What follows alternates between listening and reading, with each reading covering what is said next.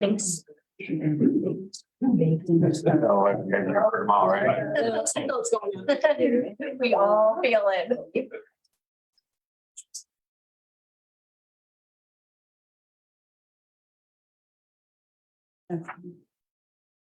Got that, so I need to find it, yes, but I need it to come back up to me.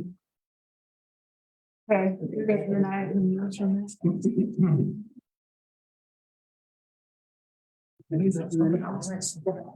Just I'm going to call this meeting to order and ask that we all rise for the pledge of allegiance. We will say it together. I To the flag of the United States of America and to the republic which stands one nation under God, indivisible, with liberty and justice for all. So welcome, everyone. This is the December meeting of the County Town Board.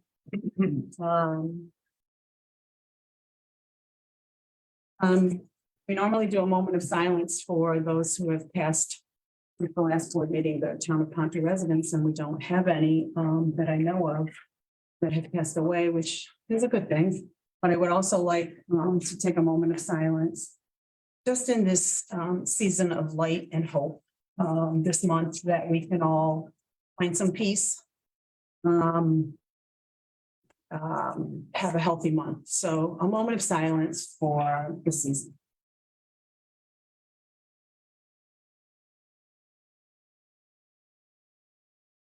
Okay, thank you.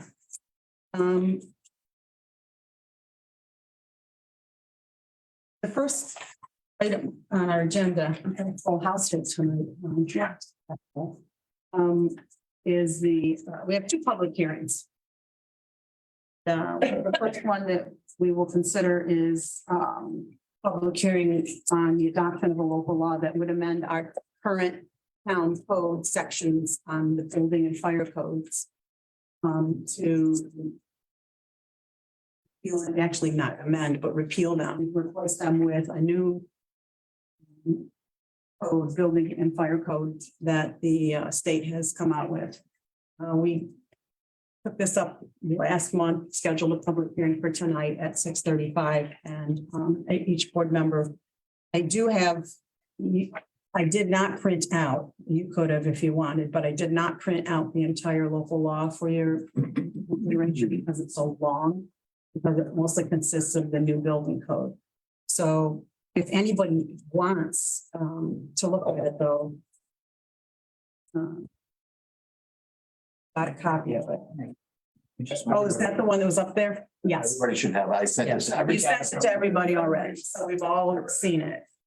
We saw it last month as well when we did the resolution to schedule the public hearing. So do we need a motion to waive the reading of the legal notice, which Nikki? Madam Supervisor, before we do, let's Oh, let's do seeker. And even though this is clearly not a I think we should at least go through the process and make a determination about the environmental significance of this. So if somebody wants to make a motion to declare yourself lead agency for purposes of local law for 2022, we know what the number is. Nikki, do we have a number on this one yet? I think it's 4. 4. Okay. I Well, would make a motion to lead it for lead to agency. declare the town board the secret, the lead on the seeker. I'll second that. And seconds, any discussion? All those in favor? Opposed, motion carried. And I'm going to go through the 11 questions on the short environmental assessment form part 2. I believe all the answers, again, let's keep this in context. The state of New York is asking us to make changes to the building and fire code, some of which are really intended to take into consideration certain environmental factors when issuing a building permits. So if anything, Right. these building permit itself or the process, the new rules will be more environmental friendly than exists today. So if we could just go through the 11 questions, I believe all of them will be no or small impact. If you disagree, just let me know. Will the proposed action create a material conflict with an adopted land use plan or zoning regulation? No to small, so we disagree with that. Proposed action result in a change in the use or intensity of use of the land. It's small. Does anybody disagree with that? Will the proposed action impair the character or quality of an existing community? No, this small. If anybody disagrees with that, let me know. Will it have effect on a critical environmental area? We don't have critical environmental area. Does it any designated critical environment? Out of conference, the answer to that is no. Will it affect? Tim, can I just interrupt you for one second? Can you hear him? Okay, just want to make sure. I will speak He's loud. going fast. Will the proposed action result in an adverse change in the existing level of traffic or other affect existing infrastructure, mass transit, biking or walkway? No to small. Will the proposed action cause an increase in the use of energy and it fails to incorporate reasonable available energy conservation or renewable energy opportunities? In fact, that's one of the changes that were made when considering this to consider the environmental or the energy efficiency components of new products that would be in the market. Will the proposed action impact existing public-private water supplies or public-private wastewater treatment utilities? No to small, no to small. Let me disagree with that. Will the proposed action impair the character, quality of important historical, archaeological, architectural, or aesthetic resources? No to small. Will the action result in an adverse change in natural resources such as wetlands, water bodies, groundwater, air quality, flora, or fauna? No to small. And will the proposed action result in an increase in the potential for erosion, flooding, or drainage problems? No to small. And will the proposed action create a hazard to environmental resources or human health? For purpose of building permits. So again, small, based on the answers to those 11 questions, I would recommend the board issue a negative declaration. See. So somebody wants to make a motion to that effect. Yeah, I'll make a motion. I'll second it. Do you want to finish that? Yeah, there's no significant impact. Being second, is that any other discussion, board members? It's a state law. It's a no-brainer. All those in favor? Aye. Opposed? Motion is carried. Now you're in a position to move forward with the public hearing. With the motion, we open the public hearing, consider the adoption.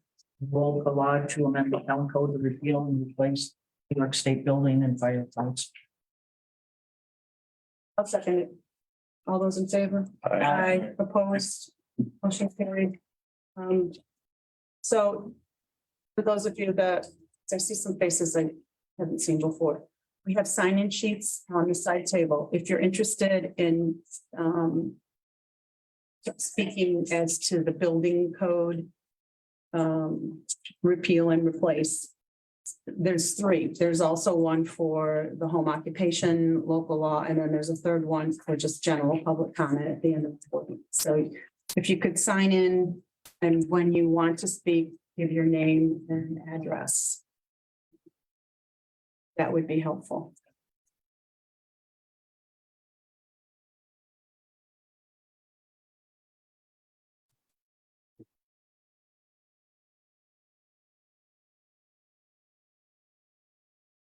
Jeff Grenier.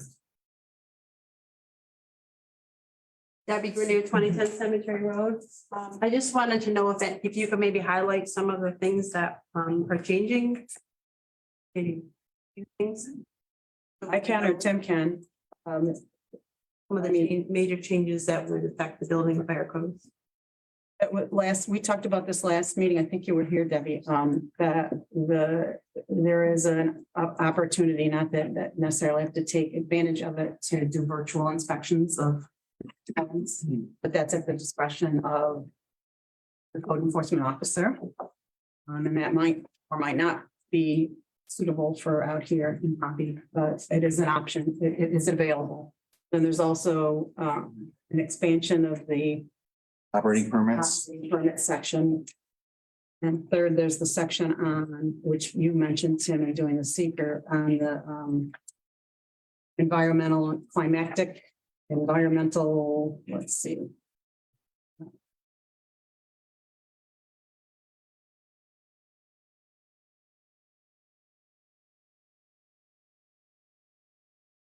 It basically, where to go?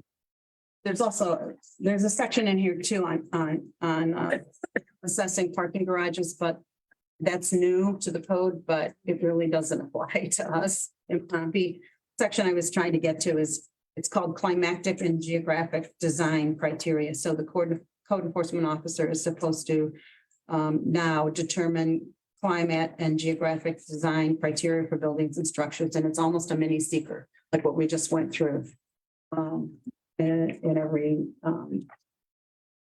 I mean, that hits the highlights. Yeah, so the notable change, I'm reading actually right from the Department of State's act sheet on this. Oh, yeah, nice. The definition section was added to there was a definition section added to the regulations. Requirements for post-inspection follow-up identifying compliance status of the work inspected pertaining to inspections for building permits, operating permits, and fire safety and property maintenance. So there's post-inspection follow-ups that are now required that weren't before. Construction or? Yeah, new construction. Operating permits section has been expanded to include more categories such as energy storage systems, sugar houses, alternative activities, mobile home preparation vehicles, and more to align with the new versions of the Uniform Code. Thresholds for the assembly area was reduced from assembly areas with an occupancy of 100 or more to 50 or more to include an assembly area included in the Uniform Code. Optional exemption for the requirement for obtaining building permits was added, which allows authorities to have jurisdiction to exempt processes or activities or buildings, structures, or facilities which may normally require an operating permit. We, in the town of Pompey, we don't have a lot, we don't issue very many operating permits. I don't, Tim, I don't think we have any. no, I don't think we have any, so I don't think it's really gonna be impactful in the town of Pompey. And it will align the Uniform Code, the city, town, and village must establish and make available climactic and geographic design criteria as required by the Uniform Code, which was just mentioned by the supervisor. So those are notable changes. This sort of thing is gonna outlaw like things like wood stoves or coal stoves or anything like that, just, okay. If it had to be green now, or I'm just, those are my concerns, if everything had to be green energy, or are we still able to use, regular, people still use the regular traditional forms of. Yeah, this is the issue building permits. So generally speaking, I don't build permits for those types of things. This is for construction of houses. Okay, but the house doesn't have to be totally green or anything like that. That's that's not, That was not- my concern. that's not the intention of this local law. I don't know if there's, Jim, is there any other name on that? No. See. Anybody else that wants to be heard? Is there anybody on? No? No.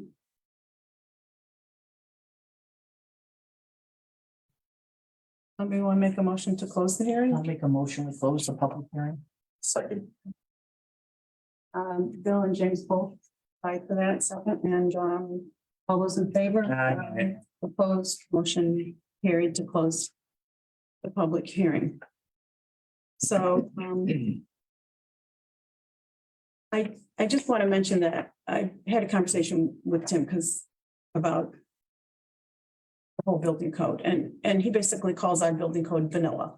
We're not very, we haven't, the code that we have right now hasn't got any particular special provisions that relate specifically to the town of Pompey. It was basically in the day accepted just as the state provided it. So his recommendation, which you can give right here now, would be to prove it as it exists in this resolution for the local law. And then if we need to tweak it, we can tweak it. But in the parking garages, provisions are just not going to be applicable to us, and that's a big part of this new building code. So I don't know what the rest of the board feels about. Are we ready to vote? And if somebody wants to make a motion, Make a motion.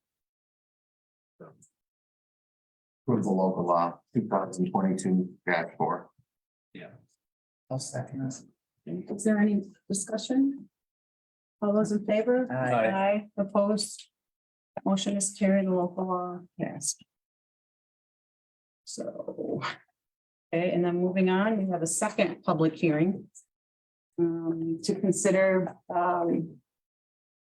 adoption of a local law that would amend our town code section on home occupations, so we can clarify the, application.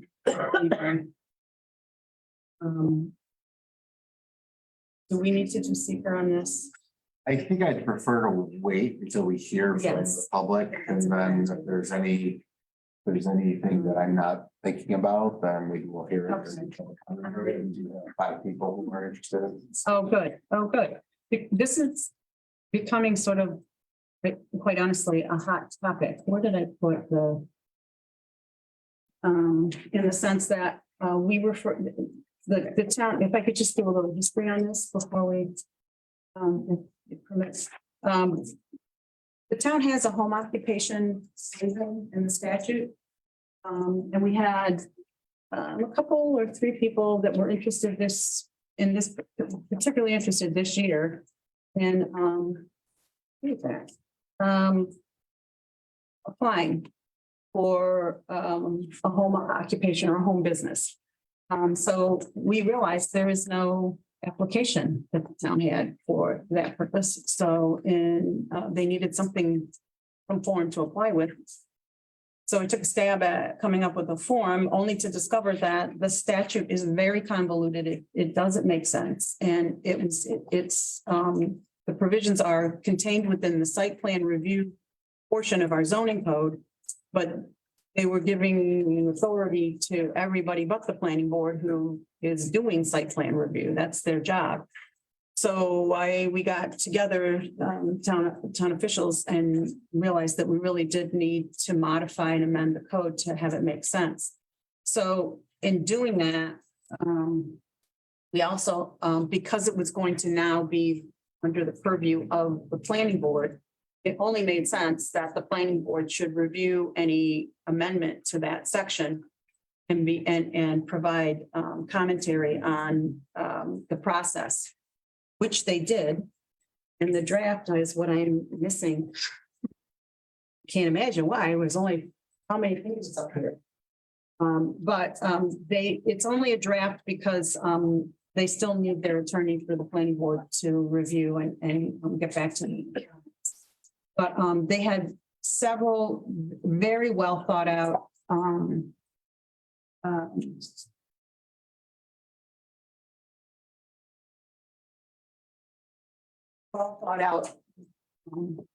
ideas about the home occupation provisions.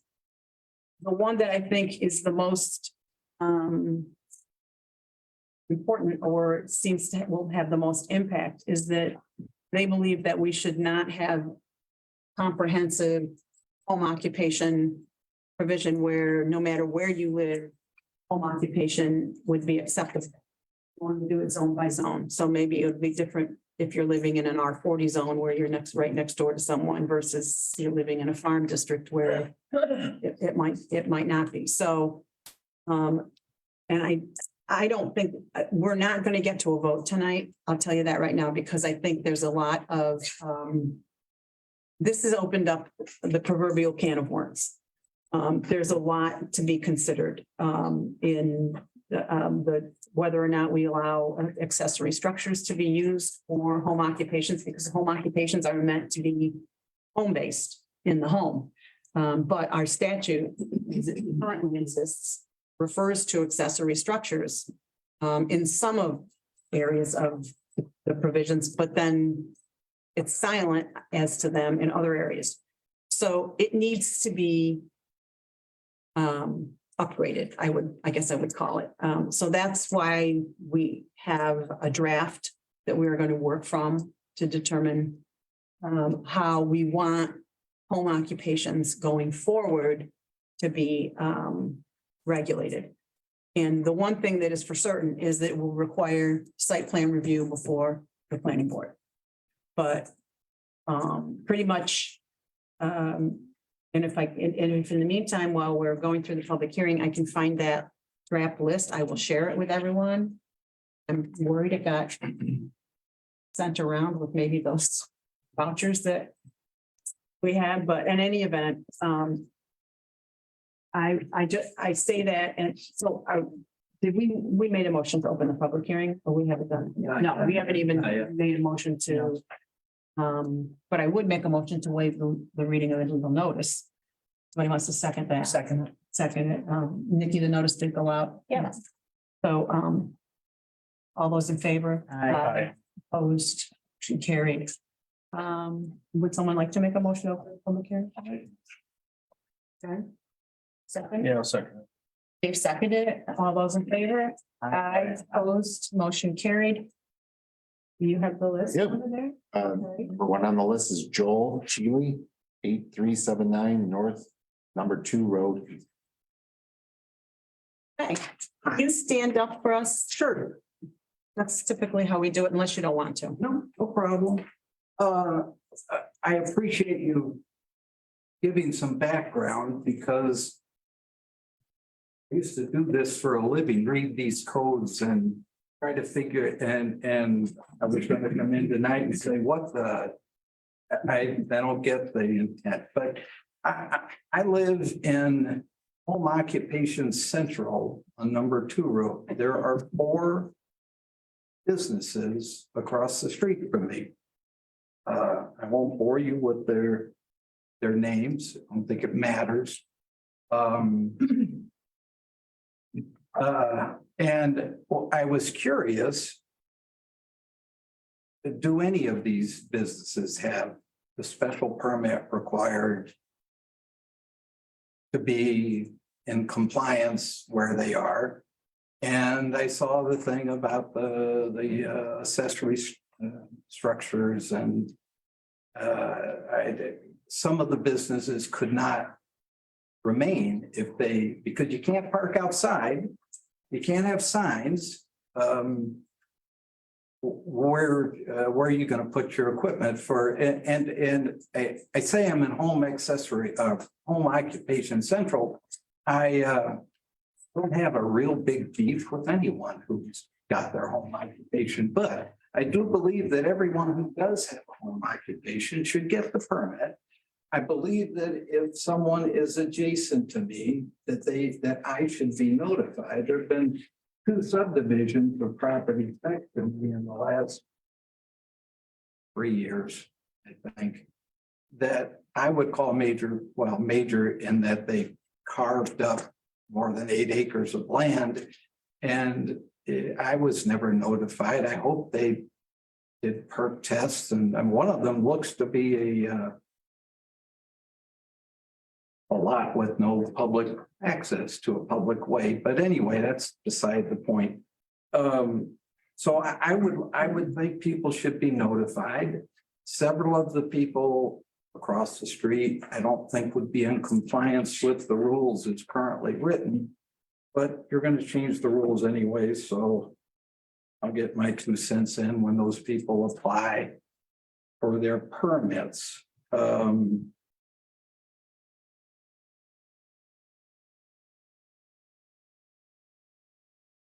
That's all I have. Oh, one additional thing.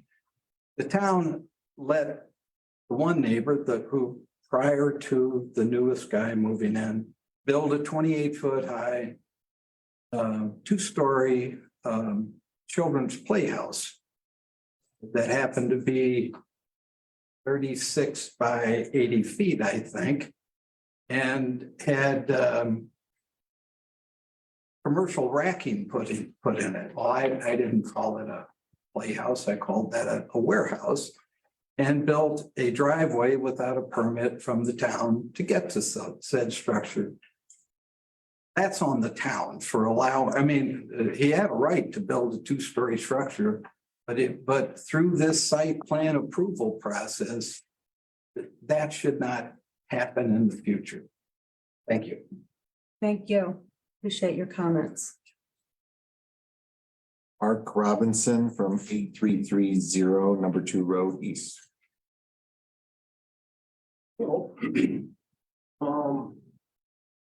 Do you mind coming up front? Do you mind coming up front?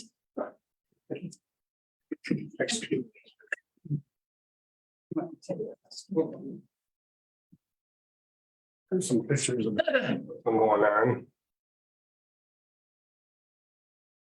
The top picture was just last week. Just so you know, our codes officer is here, so he's sitting in the back, Tim Barrow. Yep. So All he's right. taking note of these. Okay. I just want to say that the guy that's applying for the permit on number 2 road. He was told to stop. Or stop occupation or stop work order.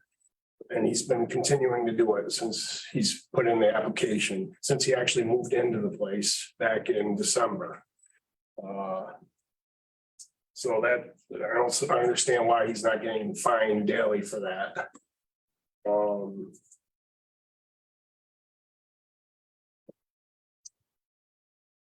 Now, this warehouse that they're talking about was actually built on federal wetland. Well, how are you guys gonna approve a build out office spot back there for them to work? You know, if it's a wetland, you know? Will there be inspections done by the fire department? You know? Will OSHA have to do inspections there because he's got an employee there, you know? Mr. Robinson, can I just interrupt you for a second? Just so I'm clear, are you talking about the cease and desist order properties? Or Are Yes. you talking about something else? No, that warehouse. Okay, I'm just. That warehouse, Okay. because the Sorry, shipments he's getting and everything. Like, when he's got an employee back there, does OSHA have to do inspections there? I mean, there is no water back there, there's no septic system or anything like that, so how would OSHA prove something like that if he got hurt, you know? Taxes, will he be paying residential taxes or business taxes? Because he's gonna be running a business out of there, you know? Garbage. How's he getting rid of his garbage? Are we all paying for that garbage? You know, he doesn't have a dumpster back there. He's putting it out in his regular garbage that we're all paying the same amount for. He's running a business out of it, you know? Joel talked about the driveway going back. That was never approved. What's the weight restrictions on number 2? Tractor trailers going down. You know, is that approved? For tractor trailers going down, making deliveries down there, you know?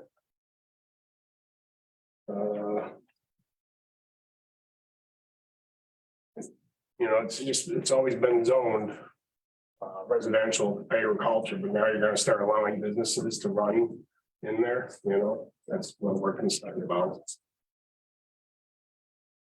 Can I clarify, this is on the south side of number 2 road, right? Yeah, I'll find something. Just, Yep, just west of the intersection of Oregon Gulf Road. yep. Right where it levels off down there. Mark, how old's the structure? What's that? How old is this structure? Only about 3 years old. 3 years old. Yeah, I mean, the prior owner, Bob, agreed to shut him down. And then he sold the property to this new guy. The guy took possession of this barn before he took possession of the house and started moving his stuff in there to run the business. Yeah, if it truly is federal wetlands, According to the map, it looks like it's built right there. It is wet back. yeah, Very low. that's a whole nother story. I found the planning boards.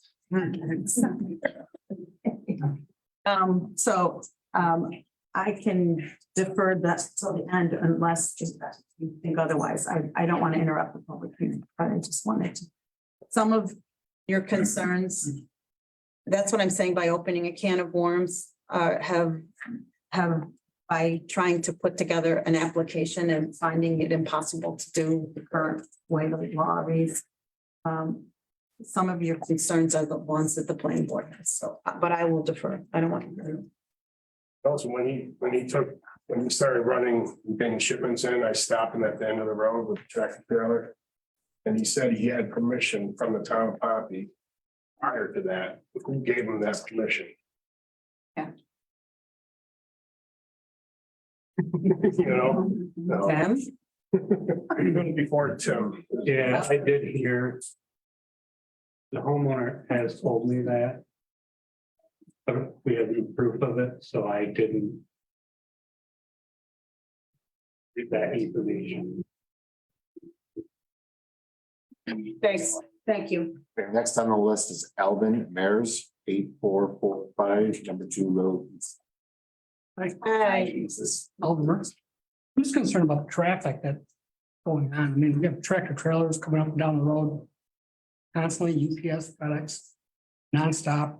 The other day I came down the road and there was a shipment that was dropped off right at the end of his driveway. Nobody was around, shipment right in the road, down the side of the road, right in the road. What would happen if it was like snowing out, had visibility? Well, he's not there all the time, this person that he goes to, It's that, No, he is. they live there. I live on them.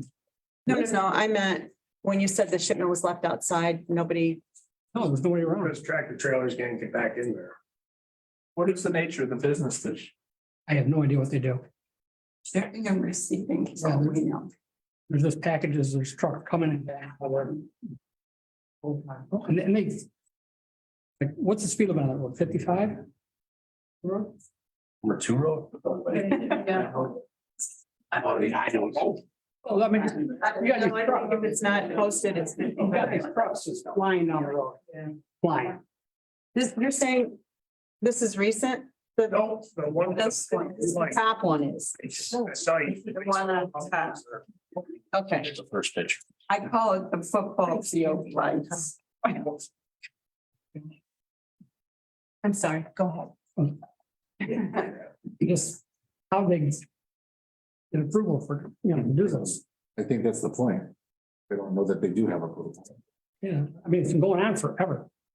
How long has it got to go on before something happens? And it's been going on since the previous owners. They were doing the same thing. Exactly.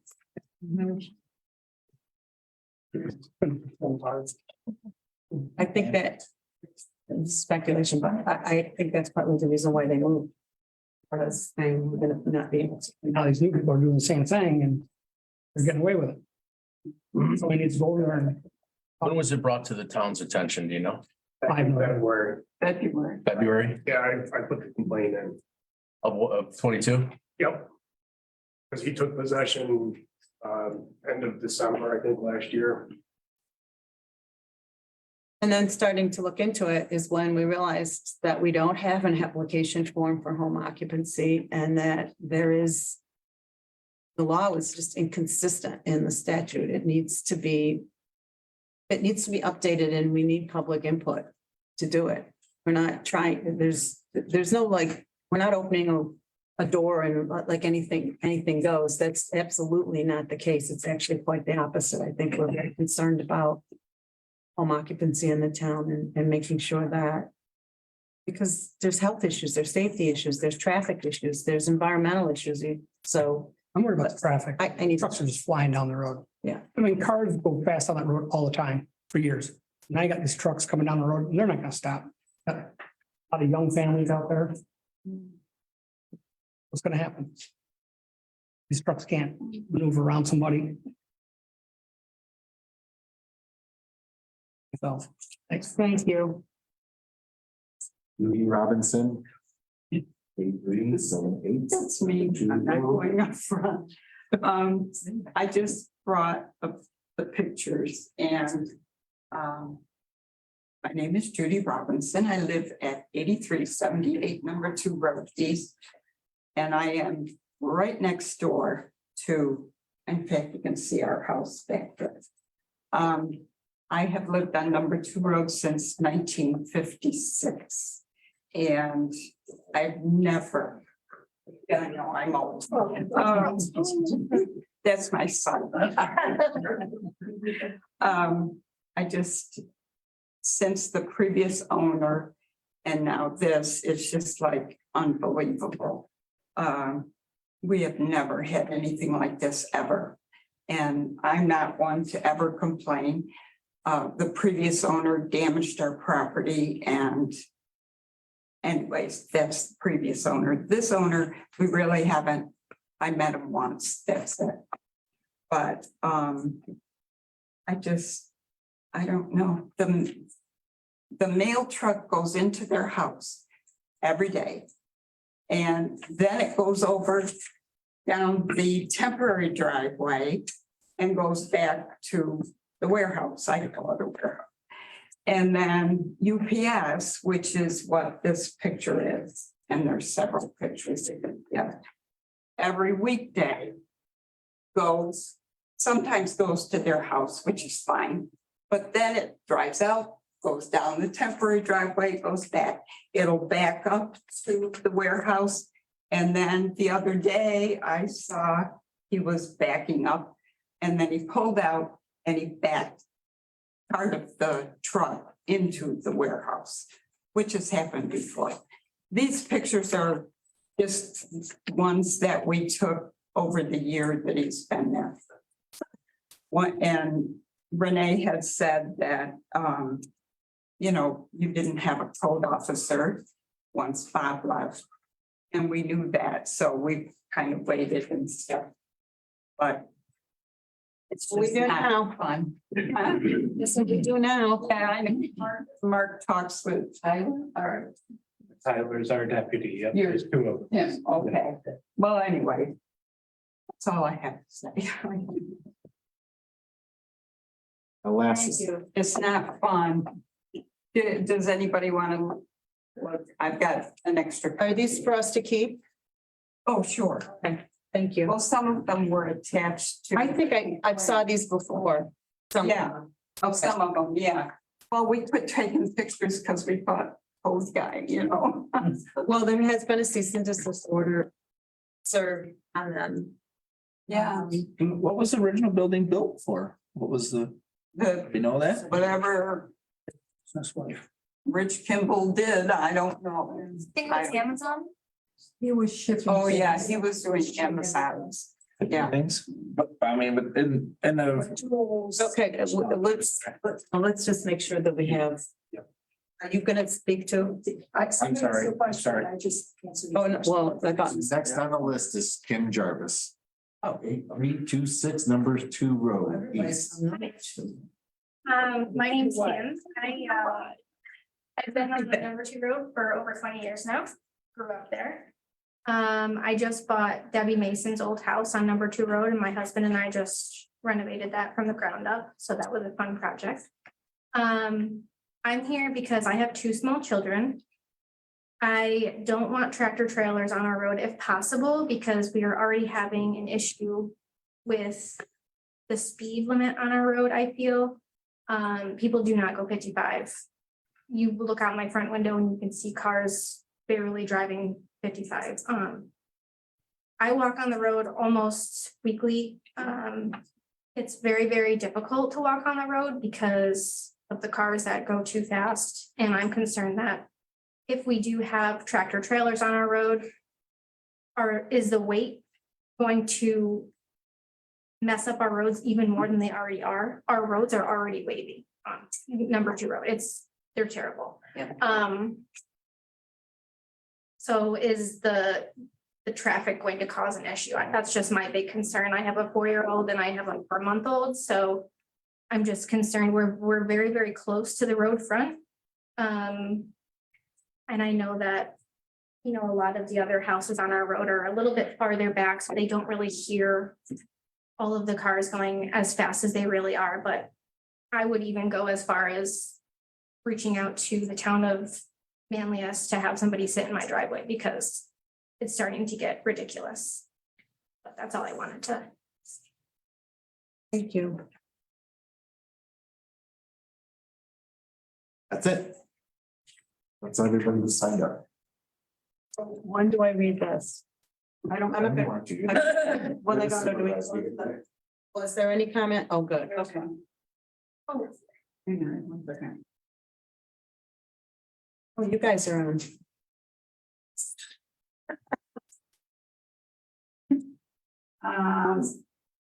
This is from Sheila. Assuming Sheila Larkin? Okay. And the question is, if you amend and change the law for home-based occupations, would you consider a grandfather clause for those that currently have a home business? Okay. That's one of the things we need to determine. Anything else? No.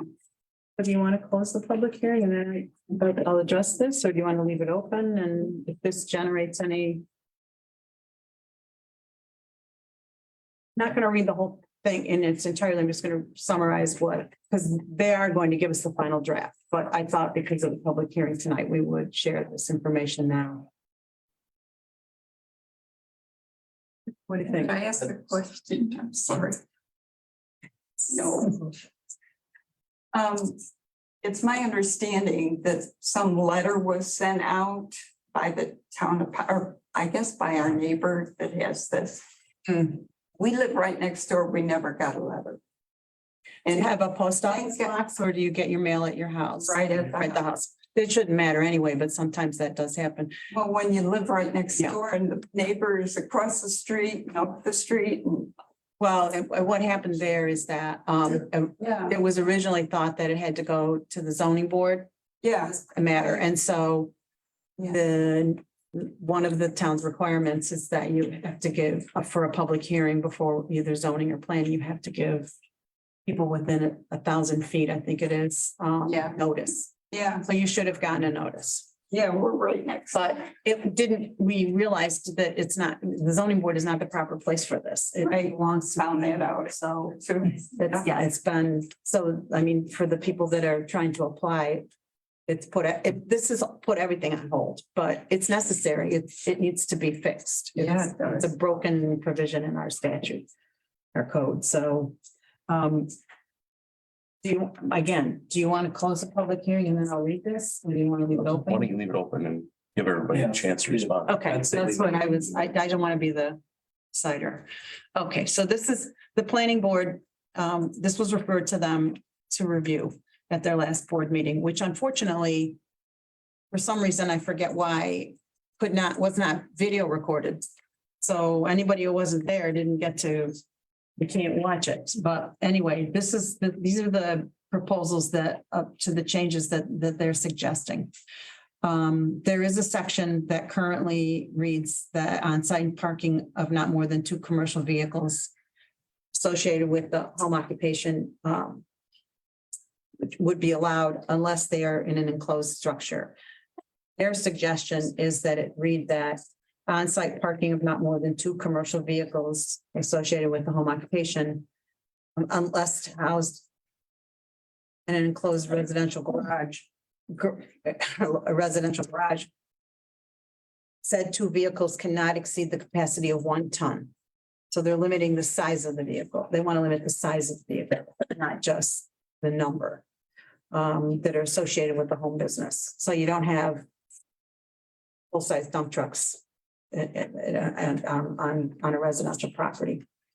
The next suggestion they make concerns accessory structures, and their suggestion is that they have a limit of 1,000 square feet if we're going to allow them, which is a question this board will have to decide if we're going to allow accessory structures. I think the concern there is somebody's going to build an enormous pole barn and put a business in there that and will completely defeat the residential purpose of the property, because the home occupation is supposed to be, if you read the statute, secondary and incidental to the home. It's not to be the primary use of the home. So the planning board would also ask that the law consider applying different standards for different zones. Like I mentioned before. So if you live in a residential zone, there would be different standards that would apply to home occupation. And I think board members, some of the things we're gonna have to think about is is it even zones, or is it the density of the neighborhoods? Because we have lands that are zoned agricultural and the neighborhoods are dense.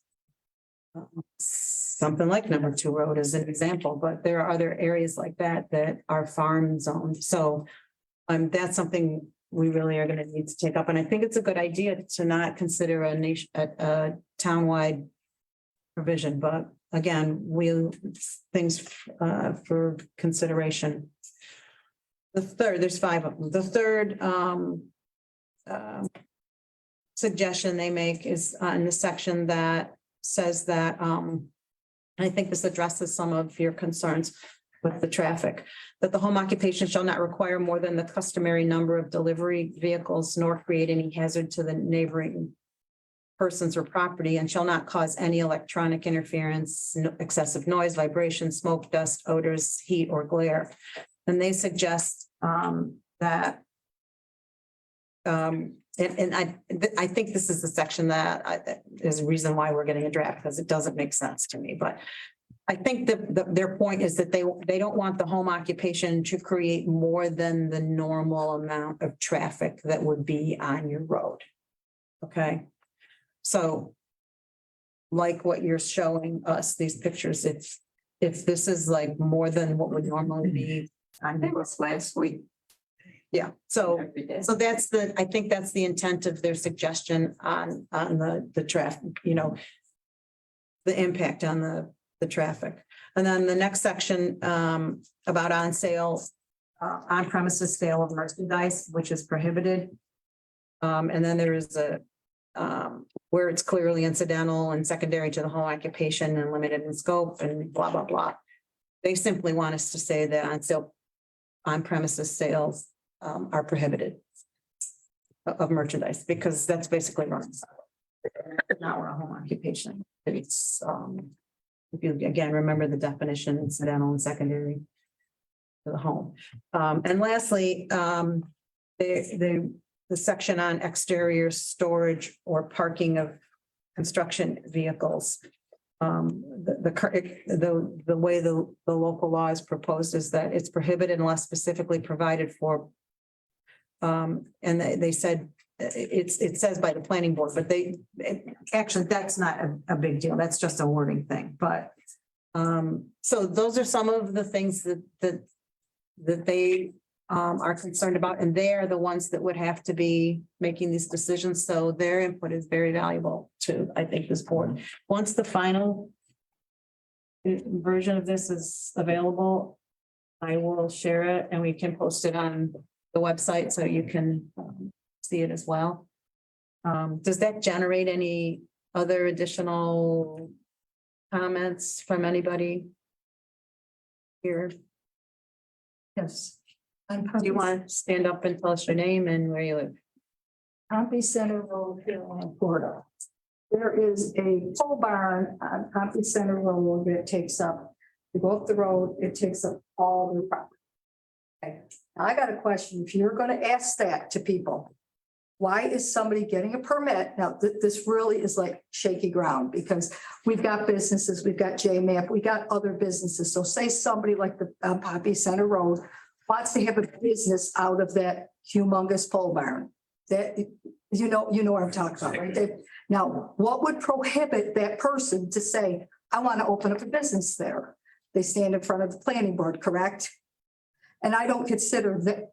Do you know what I mean, Renee? I do, but except that we have restrictions on specific uses. There's only specific uses within the zones. So you can't have a business and unless it's ag based. Correct. Let's say they want an ag-based business and they've got trucks coming in all day. It's an ag-based business. They sell, who knows, whatever for agriculture.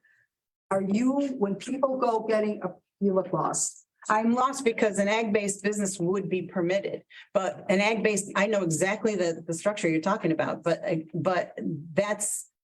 that properties couldn't sustain an ag-based business. It's not the, whatever. That's why I'm looking lost, because I'll let you finish. What I'm saying is, if somebody puts up a structure that big, okay, that is what you're saying, that is way bigger than their house. The person right next door looks out their window. There's like no sunlight for Armstrong. She sees it. Like, are you then going to ask people who are putting these structures, what do you want to do with these structures? He was asked, believe me, and he was told he's not allowed to run a commercial business out of that structure. And so eyes are on it. Tim's aware. No, I don't, I'm not saying that. I No, they are asked. They are asked what they're gonna do with it because they're told in no uncertain terms upfront what uses are permitted in the zones that they live in and what uses they cannot do. Right, So they there's- they can have a business though, if it's ag, if it's agriculture. They can have an you're zoned agricultural. So what? But you have to be, I mean, agricultural businesses is you have a farm and you're gonna open a store and sell your farm meat or something. You know what I mean? It's not like just any old, you can't just be an ag-based business. You can't just call yourself that. No, I understand that, but like, you could be like Kritz's Farms, all that, that's ag based. Yes. They have a lot of people coming there. Jimmy Gallup, our farm, that's all ag based. You've got a lot of people coming there. And I understand that if you have agriculture in the town of Pompey and you have acreage, you can do that kind of business. Farm businesses. Right. We have them in this town. We have several. I understand. So what, I guess I missed. My the question point. is, it's like, you can have, it's kind of, the law is kind of, you can have all the cars you want for certain business. Then you can have, I don't know, I just think that things are just, there's a little bit, things are kind of convoluted. This is okay here. You can have all kinds of cars all day long, bringing in this, bringing in that, bringing in pumpkins, bringing in tractors. That's okay. That's farm based. You can go up and down the streets with these tractors that have no lights on them. That's farm based. If you want to do this, this is no, and really what constitutes a home-based business? You know what I'm saying? What would constitute that? Because it's always working. Some of the question we're trying to figure out. Exactly, and the statute does define what a home-based business, it puts limits on it. It doesn't say. This could be a whole lecture, quite honestly, because if you have to understand the code, you have to understand back to show what each zone, what specific uses are permitted in each zone in the town, whether it's farm, whether it's residential, commercial, industrial. R40, all of them have different uses that are allowed. That's been in place for a long time. And certain things are not, if it's not permitted, if it's not within that list, it's not allowed. So, there is structure to our code. It's just that this particular provision, these provisions relating to home occupancy, quite honestly, they made no sense.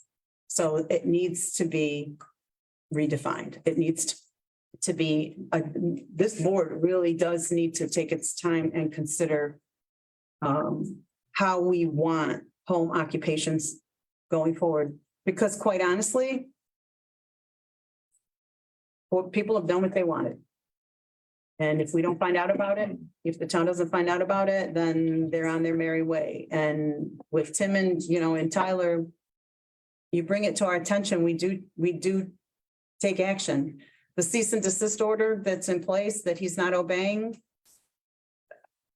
I don't want to reveal what plan is for that because I don't want to, but we're aware and we're very aware. And we've had another business that wanted to open in a residential neighborhood, and luckily they've expanded to the point where they now have their own storefront over in which is the Salt City Bread. And if you haven't had it, it's unbelievable. But they're over in across from. Nice and Easy Plaza.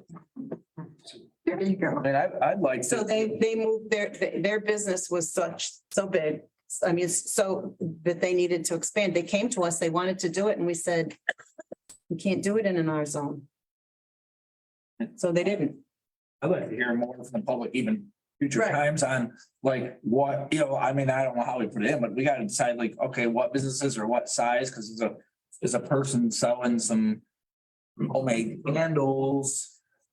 This is a lot different than someone warehousing a whole bunch. You're not- yeah. I mean, I guess I would like to hear what people would, in the grand scheme would say, oh, this is a dollar figure, or space size. I'd like to hear lots of information on different things on what would be considered acceptable by the public for.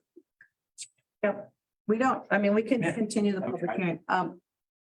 I think one of the things that I've been, because I've been working on this, I mean, you're sort of starting to get into it, but for me, I've been looking at it for a while now. And I think that the impression for me, the thing that matters to me, and is this going to be, what's the impact on the community?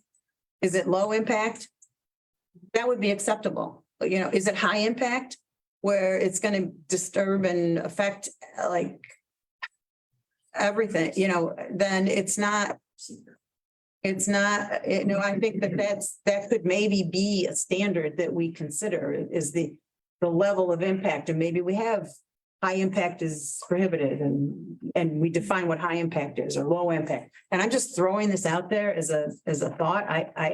I'm just saying that's one of the things that I think is of utmost importance is how much of an impact it has. Tim, is there somewhere that you know of that there's a like a best practices case of definition of home businesses and where it's acceptable and where is it? So we're not reinventing the wheel. It's got to be somebody that's already done it. Most towns have a definition of what home occupation is. I mean, our home occupation says the following provisions are to allow residents to conduct incidental business activities within their homes while not altering the character, use, or appearance of the property as a residential dwelling. So it is a general idea of what the town had in mind when they passed this. This isn't new. This has always been what the law in the town of Pompey has said. So it's really up to the code enforcement officer to make a determination and to interpret the code to decide whether or not what's happening is an activity that is an incidental business within their home. We also have a provision which is contradictory in my view that says you can have a home occupation in an accessory structure. And that doesn't make sense to me. That's two contradictory provisions. You can't have that. So that is what this board has to think about, consider, determine whether or not it makes sense. If the whole purpose of a home occupation is to allow you to make candles at your house and then bring them to a craft shop and sell them, that's what I think the board had in mind when they passed this, however many years or decades ago. So, but it is vague enough that it really comes down to the interpretation of the code enforcement officer. And I think that's where if somebody goes out and does something without coming to the town and getting approval, there's nothing that the town can do about that unless somebody complains about it. So it's an enforcement issue, and that's what we're running to right now in the specific instance that everybody's referring to. It's some question. Yeah. I just think that maybe it should be defined first. Is it a true sole proprietorship? Or is it a spin-up sole proprietorship? When it comes to sole proprietorships, you can work out of your business. You can do business as your own self. But it really depends on what you're doing, what that business is specifically doing. So you can file it on your Schedule C under your personal returns. You can have corporate returns. I think a lot should go into that. If it's a spin-off sole prop, you can work doing business as yourself. I know a lot of people on our road probably do that. You know, we have a lot of companies on our road. Yeah, I'm looking at the map right. Businesses. Yeah, I'm looking at the map right now, or I'm looking at the satellite, and there's several businesses, it looks like, that are popping up on that road. Are we But they considered don't- services? Yeah, you Yeah. don't run the business out of the home We necessarily. get in our car and we go to work. Yeah. We're not having. Different than what you guys do. Yeah. Well, and I think that somebody who's working remotely instead of going into the office, that's not what this is about. So, you know, nobody needs to be worried that, oh, I'm a lawyer, I'm an investment banker, or I'm a real estate or whatever, and I'm working out of my home. And that's not what home occupation is about. It's more about, it's about literally a business being operated out of a house. But the question is, what's the impact? That's, I go back to that. What's the impact? And that's what I think we need to like figure out. And there have been a lot of home occupations that have just, that we don't know anything about. We can go on Google, you can go on Google Maps and they all pop up if people have a Google account. That's the funny thing. They're there because, And there needs to be a procedure where it goes through like the planning board where they can that's say, right. and where you can get neighbors, and it's like, if this is gonna bother a bunch of neighbors, it shouldn't. Well, there needs to be a public hearing on it. That's what a site plan review would allow for, is a public hearing. So, but this is, when I first brought this up a couple of months ago, I wasn't thinking that it was gonna take much to change this, but the more we got into it, the more I realized this is, and especially with the planning board being involved, it really needs discernment. We need to really think about how this should be run, because quite honestly, I don't think there's been much enforcement of this provision about home occupation. People have been allowed to do what they want in their homes, and people like you haven't had any place to get relief. So it's just a matter of whether or not we grandfather current businesses or not. Again, that needs to be decided by this board. There's been, nobody's got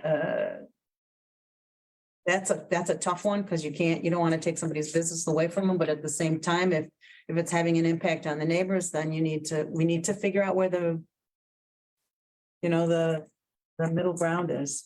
So I guess, do you want to leave this public hearing open for another month? I would say, I personally think so. It might mean that people watching it might generate more interest. And we're looking for public input. We really are. What about having employees, or what, he has somebody there every single day? If you have a home occupation, the way the code reads right now is you can have one other, I think, non-family employee. Okay, So Employment, including that of occupants shall not exceed 2 persons. I don't know if it's one people, it's a car that's there every day. That's all. So it needs to be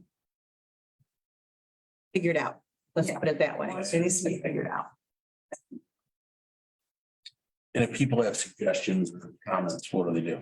Email us. You can email supervisor@townofpompey.org. You can email all of them if you want, or you can email me, and I always forward what I get to the rest of the board. So however you want to do it, we get it both ways. We just, some come just to me and some come to all 5 of us. So, but that's the best way to do it.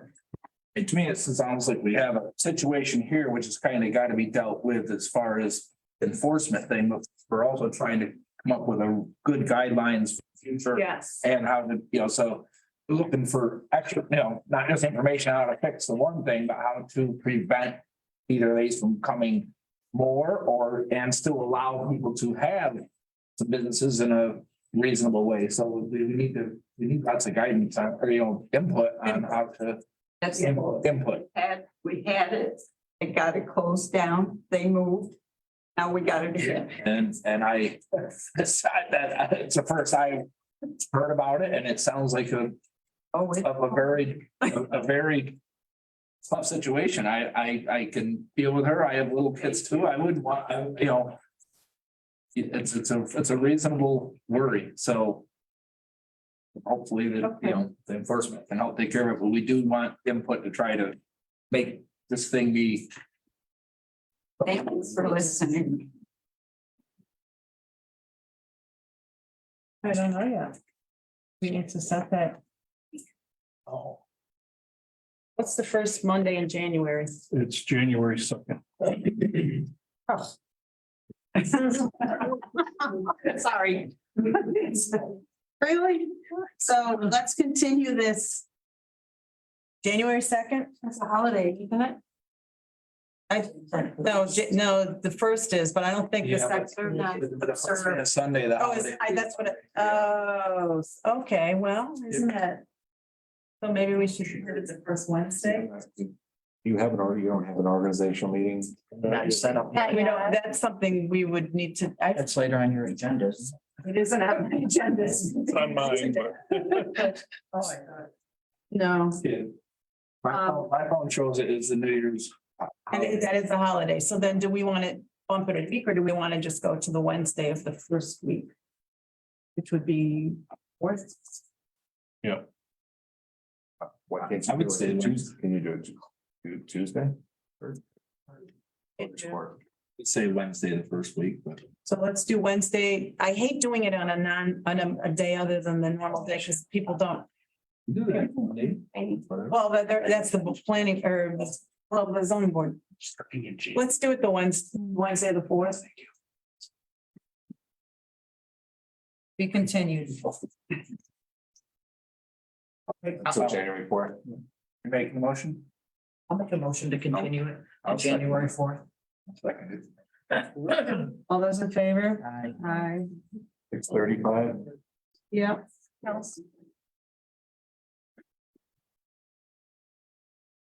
Okay. As we'll make the motion, to set your organizational meeting for that day.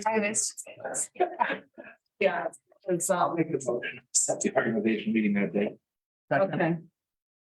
Again, all those in favor? Aye. Opposed? That motion is carried. All right, so.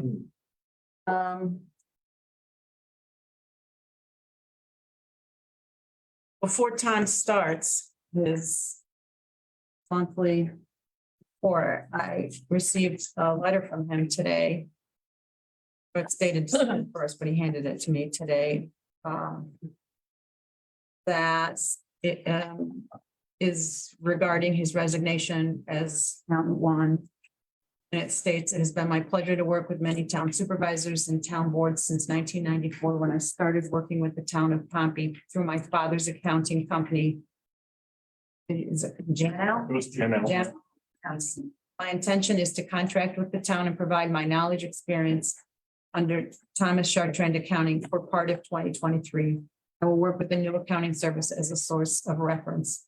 My last day as bookkeeper to the supervisor will be December 31st, 2022. Sincerely, Thomas Chartrand.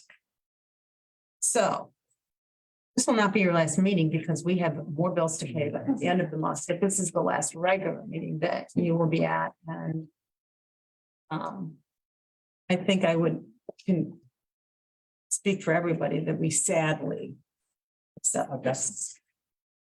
I'm going to give it to Nikki. You are truly a treasure. And your work speaks for itself. I know it was a tough first year when I came into office, because there were so many things we didn't know, but and this is a whole new board from years ago, so, but Jim Pompo is here and will be taking the reins when all is said and done with you, so I know you'll help him with the transition. That's enough said for now. I will turn this part of the meeting over to you. So on the monthly receipts and disbursements, it was another strong month for town clerk fees, with over $5,000. Really good news is our interest rates continue to go up. We're now at almost 3.6%. So we're way over budget on revenues for our interest, so that's been great.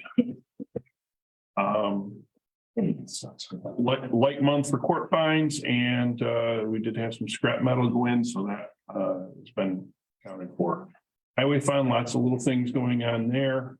The good news is we finally got our $50,000 multimodal grant that we've been waiting for probably 8 months now. We did the work early and fast to get it in because they told us they'd turn it right around. So that's the way the state helped us out on that one. You'll notice under capital development funds, really big numbers. We did receive the first half of the grant from the county for getting the drainage improvements to the reserve. And we did receive the $400 or $400,000 from the SAM grant that Renee secured for our new grade all, which I'm sure is getting some work already. A little bit of activity in special districts, and on the expenditure side, highway abstract number 11, I believe, included a large piece of equipment last month. That's why that number is so large at 200,000. As far as the main report goes, we are in pretty good shape for this time of year. Our general fund spending is currently at about 78%, and our revenues are at 96%. Our highway spending is at 73%, and our revenues in the highway are at 95%. Now, I do have some good news. We got the numbers for our final mortgage tax payment of the year. It'll be plus 65,000 on that budget line item. They're still trending down. So I think we're probably doing the right thing. So that will definitely push our revenue in the general fund over 100%. Fortunately, we get that money the first week of January, so What was that? We're gonna be plus 65? about 65,000. And BR has already submitted for the balance of the CHIPS, Pave New York and all that funding. So once we receive that later on this month, we should be in the 100% positive And I in will, the highway fund. I will get those two other expenditures to the county, the one on the heat pumps reimbursement and the one on, the other one. Oh, the speed readers. Speed sign. Yeah. We'll get that money, but,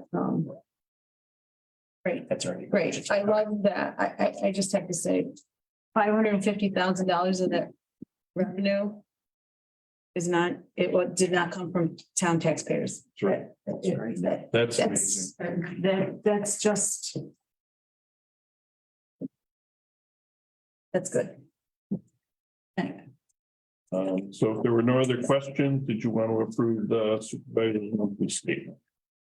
You guys better. I'll make a motion, we accept supervisors, November 22nd, monthly report.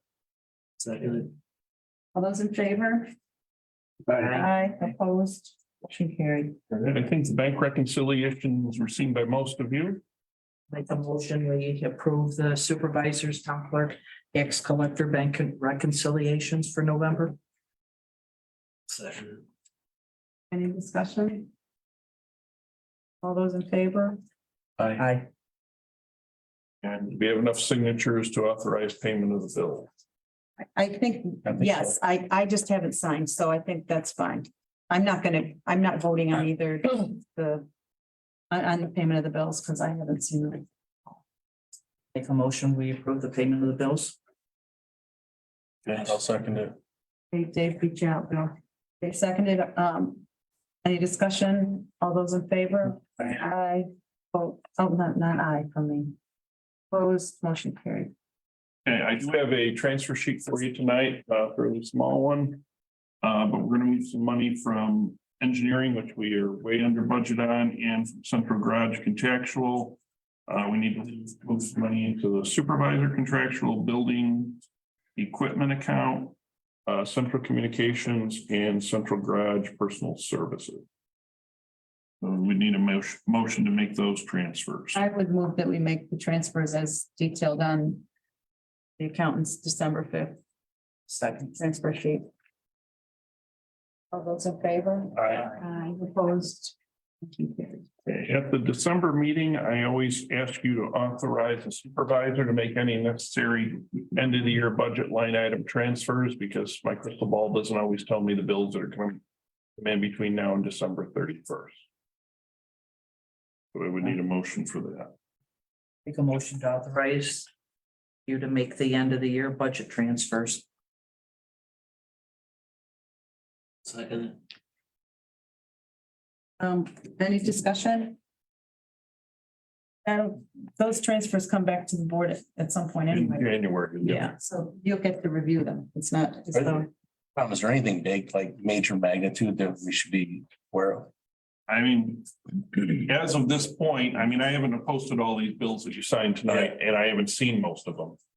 But at this point, it looks like we're in pretty darn good shape. I mean, if we've got the December and we've got all the November in, we got a few of the December bills in, and our general fund spending is only at 78% and our highways at 73%. I think that we're financially gonna be in pretty good shape. Plus, our revenues are all gonna be exceeded. So big picture wise, yes, we're gonna look very good unless something is really terrible in this pile tonight. Yeah. And, you know, but the revenues are coming in. I mean, we're guaranteed to get these revenues back from the state. Just keep our fingers crossed, nothing big breaks. You jinxed us. Yeah. So all those in favor? Opposed, that motion is carried. Okay, and most years we schedule a meeting at the end of the year, try to get most of the bills in and recorded onto the end of the year report, and that would make it much easier for me to have hopefully 99% of the bills in so that I can turn over to Jim a nice clean set of information for him at the end of the year. So the last Monday of the year, it's Christmas, December 26th, No. Day after. day after Christmas, yes. It's the same as the day after New Year's. Yeah, so do we want to do like maybe what, that Wednesday, the 28th or the 27th? Oh, we can't do the 27th. That's court. And the 28th? I'll So, make a motion. We have a year-end board meeting, December 28th. You want to move it up to 9? you want to do it earlier? Much really I can make it. Yeah, We have to do it. If we do it that day, I gotta do it later. I've got all day. So do you want to do it at later than 6:30 or 6? 6:30 is fine. Let's do 6:30 then. You can Zoom? All right. Yes. Later looks better for me too. So can I just add something on your report, the new software company, have they been in touch? They haven't been in touch. I They've know, been in touch with me and They're I putting the was budget. talking to them about putting the budget in. Okay. But they haven't contacted you? No. Okay. oh, okay. So once they get the budget in and they have a whole separate unit that just does that. I think that's when they'll start working with Nikki and you, and I've given everybody else's contact information, so we're all on the same loop. So hopefully, I talked to them last week and they were inputting budget data into the accounting software. okay. So we actually, Anne reminded me, we need to make a motion, which I will make quickly, to hold the year-end meeting on December 28th, that's on Wednesday at 6:30 PM. James seconds it, all those in favor? Aye. Opposed, motion carried. Thanks, Anne. That was it for me. Nikki? Yep, I need board acceptance for the November 2nd meeting minutes, the draft. Once had a chance to review. I would move to accept the minutes. Whoever. All those in favor? Aye. Opposed, that motion is carried. And the second thing I have is I have a letter of resignation from Pat Rizzi from the zoning board of appeals. I gave a copy to all of the board members. Do we need to accept that? Okay, I would move to accept the resignation of Pat Fizzy from the zoning board of appeals. Second. In seconds, any discussion? All those in favor? Aye. Opposed? Carried. I didn't hear, but I figured. That's all I have. PR? I'm looking for board approval. For Nikki to write 2 letters of intent for FinCon. FinCon? For the new sweeper. It's in the budget for 2023. This way they'll hold it for us. As long as they know we're. At the price they, At the price that they quoted us, yep. Then the other one was for BMAC. Kevin Chassis. And I got both quotes here if you guys want to see them. you probably should look at them. So we budgeted $300,000 for the sweeper and $217,000 for the cabin chassis. 216,091 for the BMAC. 292, 312 for. That's why we're gonna lock those numbers in, huh? Well, I'm hoping. Yeah. These are on state contract. All state contract, yep, it's it should have the OGS number on them. I think BMAX actually on Onondaga. They're on Onondaga, yes. Yeah, the other ones should be on state. Yeah. Yeah, when you make the motion to accept them, you should include the contract numbers in the motion.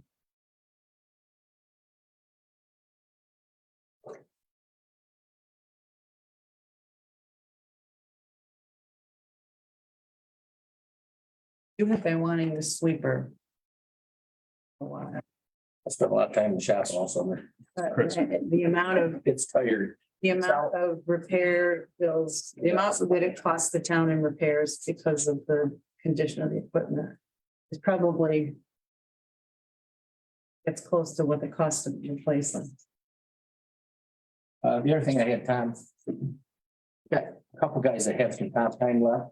They did according to the contract, they have to be paid out on it after December 1st, is that correct? Yeah, so And we'd want to pay them out on the payroll that's going to be coming out this week. This week. Yep, so you should read that to tell the board. So I got, for 2022, they were able to book up to 60-hour comp time. And a few of them did, and all but 2 used them all. So I got Kelsey, who still has his 60 hours. And Wyatt Burton has 22 hours. And that would be paid out as straight time, obviously, but You're saying Ed has 60 and White has 22? Wyatt has 22 left, yeah. And used Oh, all have left. left. Yeah, correct, the others all use theirs. correct. Gotcha. Which was the original intent when we got that in the contract. Yeah. There was 2 of them that would get, 2 of them, they couldn't take the time off. I guess, yes, For the end of the year. right. So do you need a motion to, You need a motion so that I can write it on the paychecks, and then I need a copy of that letter. then I would make a motion that we approve comp time for Ed Lukowski in the amount of 60 60 hours and for Wyatt. Wyatt Burton had 22. Second. Thank Yep. you. James seconded. Any discussion on this? No. All those in favor? Aye. Opposed? Motion carried.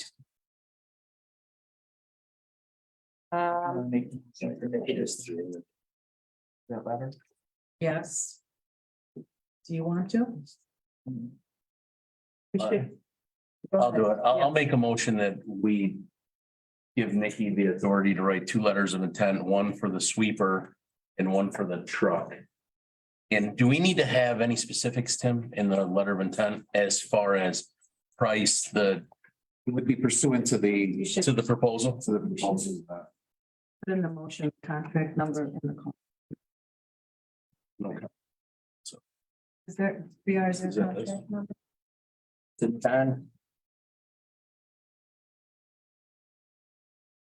No, I don't have it for that one. So the BMAC, the contract is 8996 Is that For- Onondaga County? for, Onondaga County Heavy Truck Class 8 statewide contract. For $216,091.30. Per the quote that we have. Then for the SINCON. We don't have the contract number, but the price is $292,312. Proposal date September 28th, 2022. BR, could you get her the contract number? I'm sure you can. Please, you can put it in. I made a motion. I'll second it. Any discussion? All those in favor? Aye. Aye, opposed, motion carried. Thank you. Tim Bear, you're up next, and then Tim B. Tim. Do you have what I? Yes, we have the report. Does anybody have any questions of Tim? Just curious, these are all October, were there any in November issued? I give her name to November. Gave us. All October. Well, we got, It says November on the top, and what the date is. This is better. This is, oh, no permits. Were permits issued in November? There should have been, There was all permits in November. yeah. Hopefully the computer didn't turn out today. It says actually. It's got the completion. I was gonna say, all the completion dates are Completion November. dates. It says at the top, it goes October first, October No, I 31st. see that. And it does. So the permits issued are Wait. October, but What the about permits this page, completed are though? November. This one is, Completion report. yeah, this is Yeah. in November. Yeah, it's when it was. This is the L's. Yeah. Oh, when they were short. Well, if maybe you could give us the permits issued in November report, we can just take a look at it at the end of the year meeting. All right, Okay, my apologies. that's all right, no problem. Does anyone else have any questions, though, of any? No questions, just a statement. I think it's pretty evident how important a code officer is. To enforce the codes that we do have fairly across the town. That's for sure. Thanks, Dave. Yes, appreciate that comment.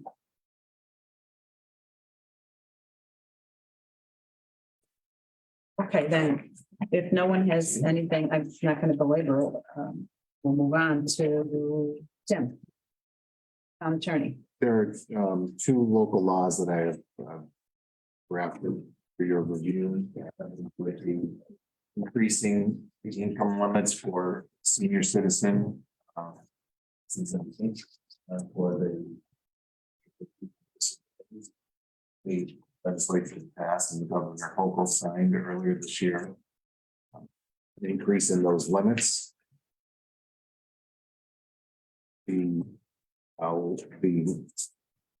top limit was $37,400 for 5% exemption. They're the same for both disability and for the senior citizen. Limits go up to $58,399 for a 5% reduction in assessment, all the way down to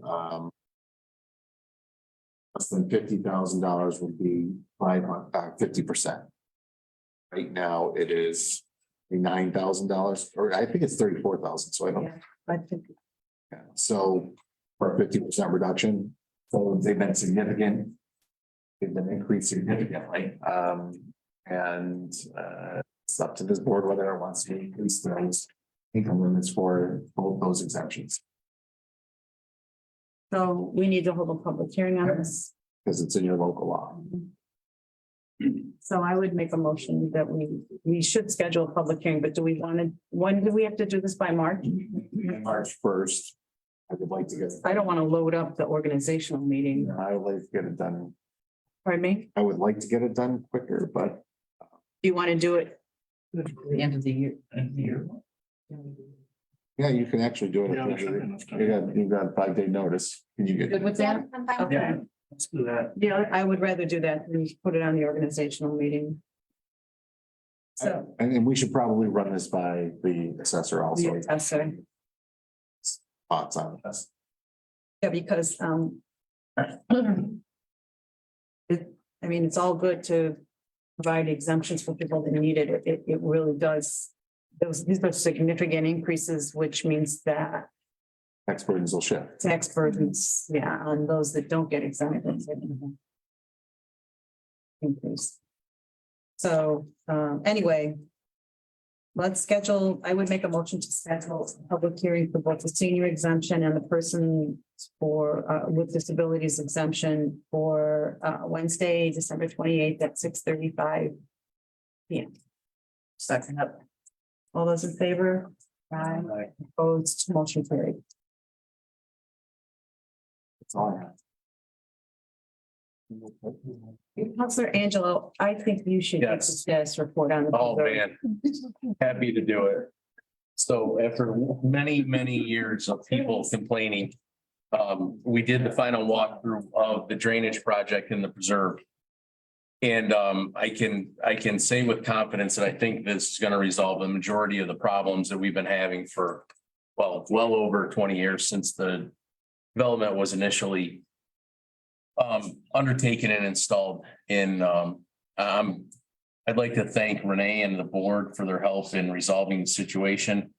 And I think there'll be a lot of happy homeowners, although we usually hear complaints really quickly. The happiness doesn't seem to come as quickly. But I'd like to believe everybody's much happier than they were before we started the project. I think that JJ Lane did a nice job, was very careful, albeit on a construction site with everybody's property. And I thought they did a really nice job overall, so. Well, and you should get credit as well, because as part of the homeowners association, he was a very good advocate for his neighborhood. You were, Okay, thanks. and it was a pleasure working with you to get it accomplished, because it really was a team effort. We needed to pull in the county, and it worked out great. Yeah. And JJ Lane was so accommodating to all of us. It was easy. And thank God we had good weather. I That's all I'll know. say. I know. Thank God we had good At weather. that window, it worked. Yep, I really did. Okay. I just want to mention that the Pompey Hill Cemetery Organizational Meeting did happen on November 10th up at Pompey Community Church. It was the representative from the State Cemeteries Division of the Department of State was there, and he was blown away by the number of people that turned out. There was 30 people that showed up for that, which is a testament to the community. And of those 30 people, many of them are members, if you will, of the cemetery, so they are able to become part of the cemetery board, which would be defunct at the end of this year because the last living member was resigning. But 7 people raised their hands to be on the board. And we now have a cemetery association board again, and I think this is such a testament to this community coming together to help that cemetery. It is in such need of attention. So the hope is that the town, according to Tim, there are ways, because it's a cemetery and has historical significance. There are ways the town can provide assistance with maintenance and work. So we're hoping to partner with the association as well as with perhaps some contractors in town that could help with putting a new roof on the Port Chapel because it's got a hole in it, and taking down some trees that are ruining grave sites below them, things like that. So I believe it's being tarped this week, is what I heard today. and do you remember, I wanted, Lainey Amaranth was chosen as the chair of the Cemetery Association. And Kathy Way is a member, Stan Gorman is a member. And I was trying to remember today, all of all 7 of them. Do you remember? Because Ann was Lisa there. Masters, Lisa Masters, Stacy O'Neill, that's right. Laney, Chuck Bertrucci. Was he the guy, Stan? No, who was the guy with you at the door? Jared Tiffin, is that? Oh, Jared. Yeah, those are the 7. Yeah. So thank you to those 7 so much for taking a lead on that. The next item is simply, we get the certificate every year. If someone goes to the Association of Towns annual conference, which they're planning again in New York City, they have an annual meeting, we're supposed to designate a representative. I don't really want to go. I don't mean that. I don't want to go, but I don't need to go. I mean, I could go if nobody else. We don't even need to attend, but if we do attend and we go to the annual meeting, there needs to be a name here designated to vote on Association of Town Businesses because we're a member. We didn't budget for anybody to go. No, and I just remember last year, and I forget why I didn't if I went, I was only gonna need the cost of the registration, since I would not. Pardon me? You did not hold it last. That's why I didn't go. So, if anybody is interested and wants to go, the only thing is I don't think we budgeted Only budgeted 2,000 for work. everybody for everything. So if you want to name me, I'm not really thinking I'm going, but if you want to name somebody and we send this in, it can be me, is all I'm saying. Put your name down. You gotta make a motion. I'll make a motion to designate Renee Supervisor Rotundo as a delegate to the Association of Towns now. Seconded. All right. All those in favor? Right. Opposed, motion carried. You have that, right? That. I do. Next on the list, I gave you, an email from Pamela O'Malley. She lives on Gibbs Road, which is in the, sort of the north central part of the town.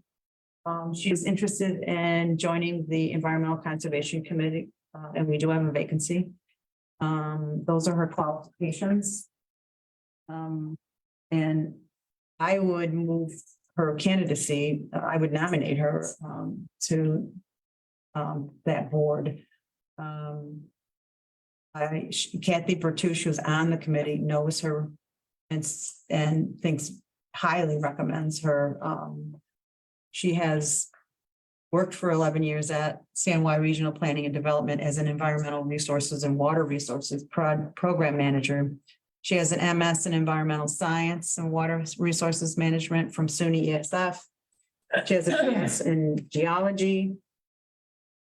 She's done community work with Scouts on environmental conservation and other science-related badges. And she's been a longtime participant in a citizen science effort called Project Peter Watch, which I don't know what that is, quite honestly. Birds. That makes sense.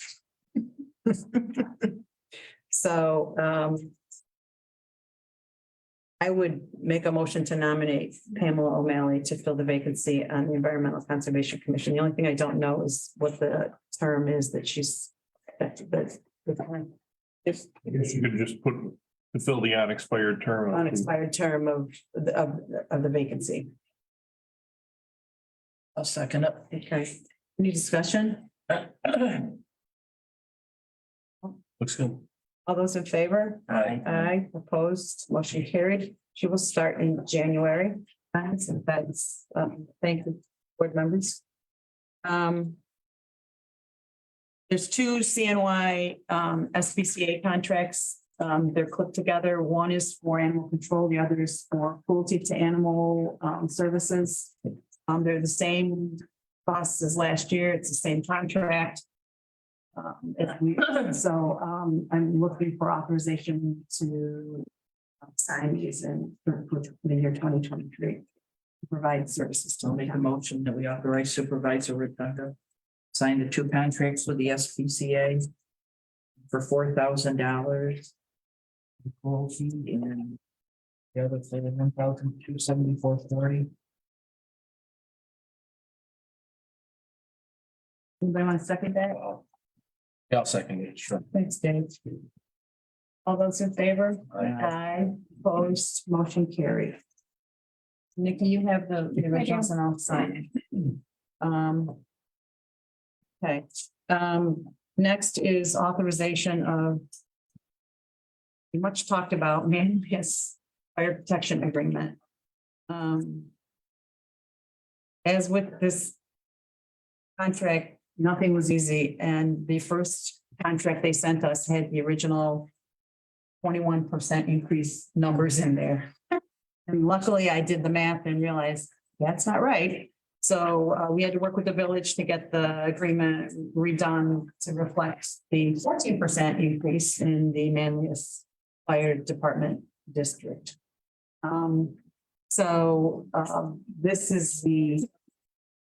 These are the numbers that we agreed to at the budget workshop when the village authorities came and spoke to us. So I again need authorization to sign this. I'll make a motion, we authorize Renee to sign the contract with the village of Manlius. Yeah. for fire and ambulance service for 2023. Total cost of, is it 721, 812, 817? That would add, those two add up to. Yeah. Honestly, That's what I. I'm pretty sure that I trust your math.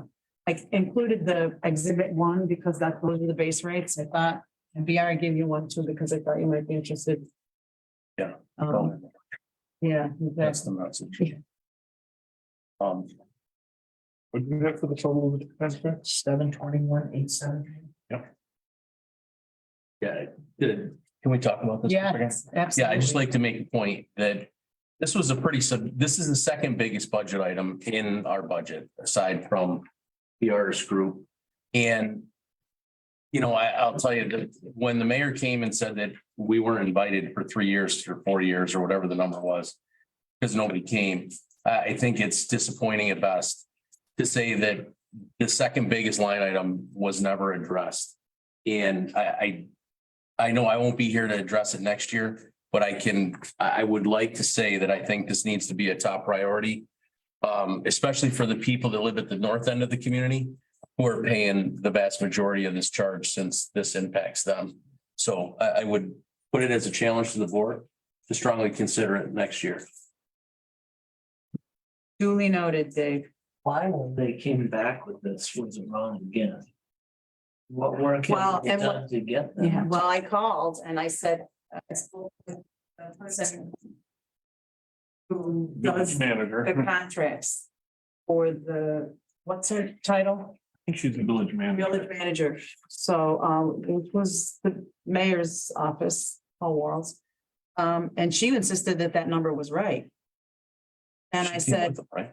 no, she was not with Oh. them. That was the town clerk or the village clerk. She insisted that it was the higher number, which was $54,000 more than what this number, 721 was. So I said, I said, the mayor came and the fire chief came and the clerk came and they presented us with a packet of information. So she made me scan and send that to her as proof of what we were talking about. And then I got a new she said, I'll have to take this up with the mayor. And then we got, somewhere along the line, there was not good communication for them. She was telling me it was a problem for us. And I said, no, it's going to be a problem for you because we didn't budget for the higher number. So anyway, it got resolved and I do think the Manlius Fire Department protection agreement is on our radar for next year. So we are supposed to be getting invited, but Ann tells me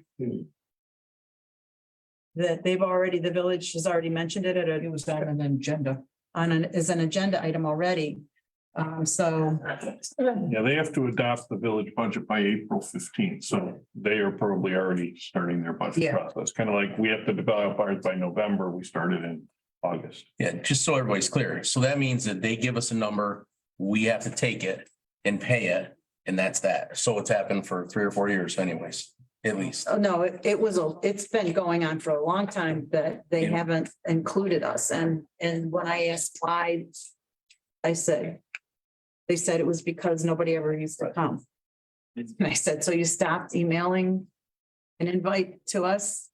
Do we need you to like take a month or take a point and show up? Or Well, what? I think what we need to do is keep on it. And maybe somebody needs to be the point person to let all of us know and I don't mind doing it. But it's a matter of them making sure to let us know. We need to keep track of what they're doing. Whether or not we have any impact on what they ultimately decide, because it's the village that decides but we are a major contributor to that contract, the town of Pompey. And we do have options, and it isn't just a renew with them. Yeah. So. So I just want to also announce that I just got an email, this week or last Friday. That there is a new round of Main Street beautification monies coming. That and for those that aren't familiar, Did you vote on the last one? oh, what? On the fire, signing the fire contract. I made a motion. No, we didn't. We don't want to. Get caught up in discussion. I know I don't want to vote on that. Ann made a motion. Did anybody? And made a motion, but I don't have a second. I'll second. Okay, don't be brave. Any other discussion? All those in favor? Aye. Aye. Opposed? Motion reluctantly carried. Okay, Main Street beautification, there was a second round of application opportunity. Interestingly enough, they've added one extra condition to the previous requirements. That you have, that every applicant has to certify that they have no open code violations and that their property taxes are current. They're currently paid. All the other conditions are the same. And I just want to emphasize, this is for businesses. This is for commercial businesses in the town of Pompey that are considered part of Main Street's business district. But it can be in a hamlet. But anybody that's interested, we'll post this information about who might be eligible. And the application, it's not due, it's due January. You told me today, the 16th, but it's the 13th. It's Friday, I don't know. 13th is a Friday, but I hope not, actually. Yes. Yes. Okay, Friday the 13th, it's due in January, but we'll post this. The applications have to come to the town and we submit them on behalf of the applicants. That's the way this project works. So anyone who is interested, and I would encourage people, even if you think you don't qualify as a hamlet, Main Street business, to still consider applying because it will be up to the town and as to whether or not we would submit on an applicant's behalf if we consider them part of our business environment here. So, and then there's a committee that makes a decision as to whether or not they award the funding. So in any event, I just bring that up because I want to make sure that goes on the website and that people are aware.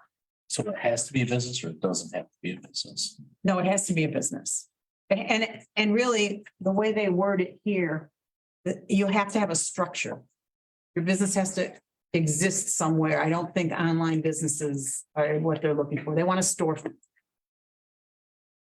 That's what, but again, I'm saying, let's be liberal in our interpretation and we'll let them decide.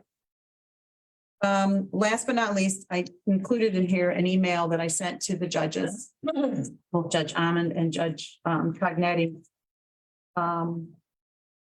As this is the end of 3 years of overseeing town government, we still don't have court clerk hours for our justice courts.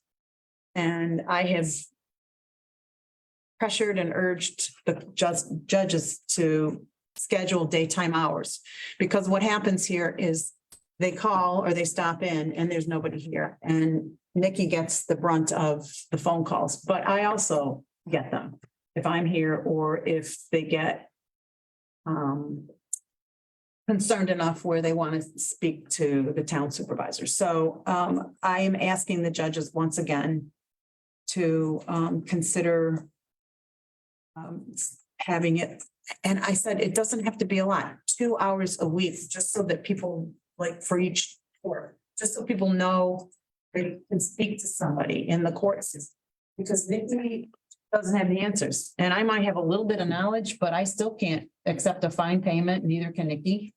And I'm not going to tell them how to file a small claims action or when their next court date is, because we just don't know these things. So I am asking for board support in this request. I would like to send a formal letter to the judges saying that we've discussed this and Tim, you can weigh in on, we have no authority to make them do this, correct? Is that what my understanding is?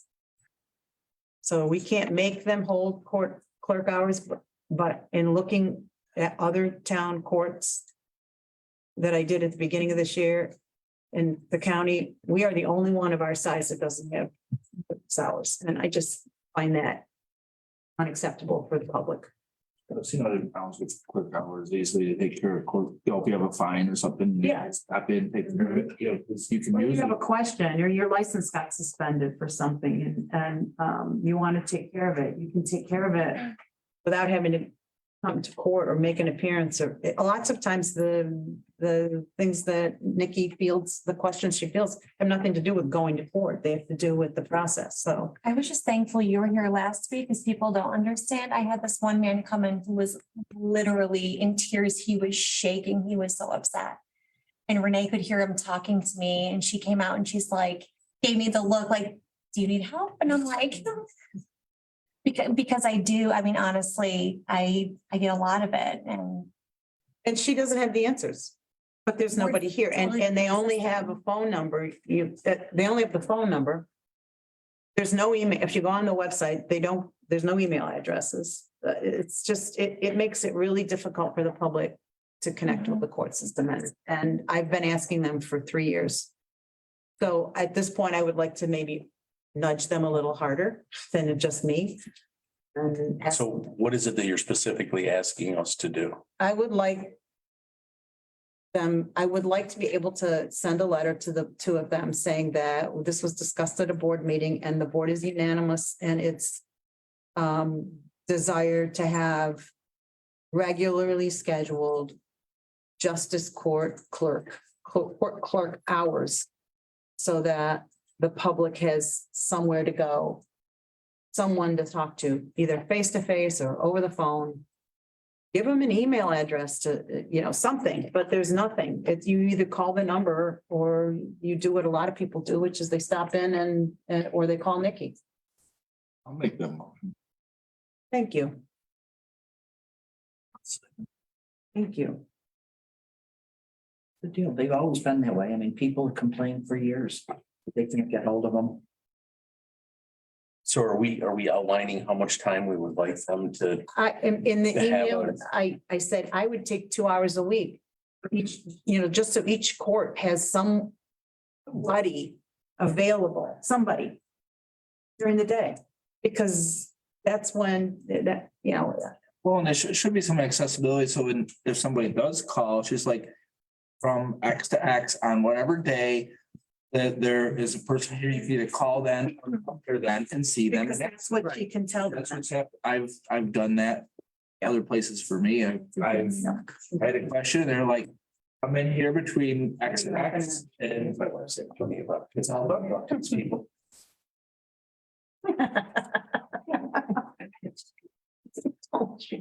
Pull her into this. Okay, well, thank you. All those in favor of the letter that effect? Aye. Opposed, motion carried. Thank you very much. That's the end of our agenda, except for public comment. And I don't know if there's anything over there.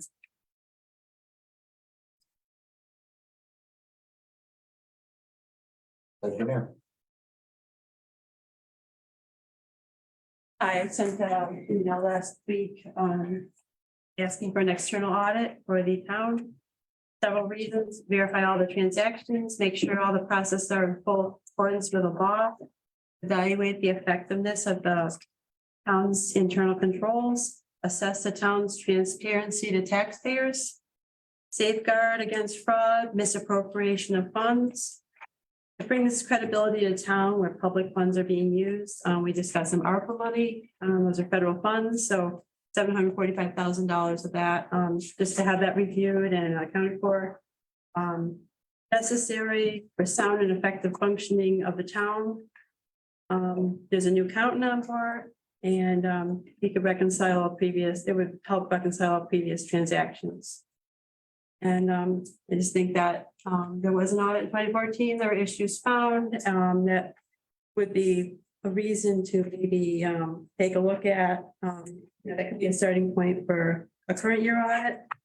So there were findings and they were further reinforced, you know, our current, just asking the board to consider that again. What do you think? Deb, in your email, you said something about the document was available, but somebody had to request it. Yes, I did a FOIA request for the 2014 audit, just to view it. There was some discussion of in the October meeting that it was maybe destroyed or possibly, I don't know if that was, but I don't believe that it's permissible to destroy that kind of an audit. Should be readily accessible, but the Vanadium Group is now the current, is in possession of it. They took over the other firm and, yes, they just need a town official to request it. So I want to correct something because you've said this twice now that I said it was destroyed. Records, bank records, Okay, which have nothing to do with the audit report from 2014. And it wasn't an audit, first of all. But bank records are routinely, after 7 years, not kept because they're voluminous. So those were shredded, those are shredded. Right. Those from 2014 were shredded on the previous administration's watch, not on this administration. This is number one. So let's be clear. Nobody said that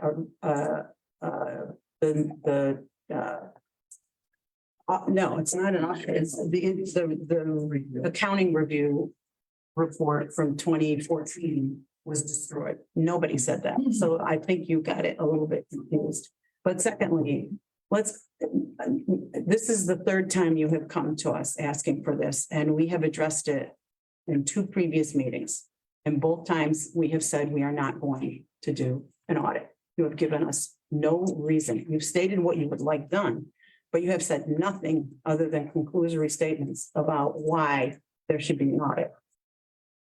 This board has unanimously, twice previously, said that there's no basis for an audit. I don't think there was a vote ever, We have said we are not going to do an audit. but can there be a vote? There's certainly be a vote if you want one, because it's not going to change the All right, outcome. well, maybe we. But I will ask, I will ask the town attorney if that is appropriate. We're not going to continue to entertain a request to do an audit for the same. It's the same. Does anybody want to make a motion to? I'll make a motion To do an audit? Not to do an audit. You don't do, that's the problem. You don't do motions and then. So I don't think there's the reason there hasn't been a vote is because there's nobody on the board who wants to make a motion to actually do an audit. Because most towns don't do annual audits. I don't know of any town that actually does. Well, it's been 8 years, so, you know. That was not an audit. It was a accounting practices review. Any audit that would be done, for instance, by the state comptroller's office is a performance audit. If you're looking to find wrongdoing, malfeasance, a crime was committed, somebody skimmed money off the top of an account like the sheriff's office has going on right now. That's not what gets done by the state comptroller's office. They look at proceedings. Do we have checks and balances in place? Are we paying attention to our bills and what gets paid in the bank statements? Yes, we do it every month. I get the bank statement every month. I go over it every month and look at each check to make sure it was one that I signed and it was appropriately deposited by whoever was supposed to deposit it. I don't think you don't fully. All internal, there's nothing external. It's not- We don't need, what do you want external? What Of an audit. Give us a reason. I just did. No, you didn't. You said a list of things you want us to do. An audit. These are reasons for it. What are they? Verify your transactions, make sure all processes are in full accordance with the law. Evaluate. That's what you want us to do, but why do you want that? Why? It should be something that would be welcome.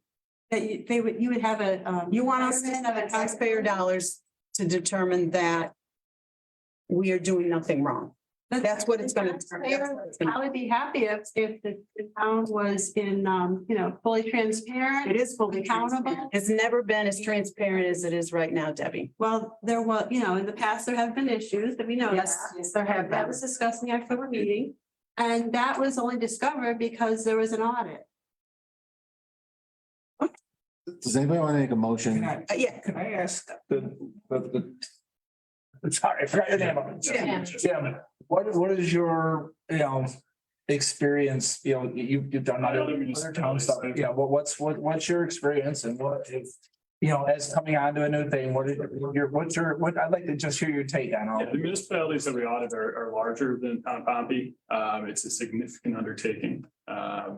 These are typically in the $20,000 to $25,000 range plus.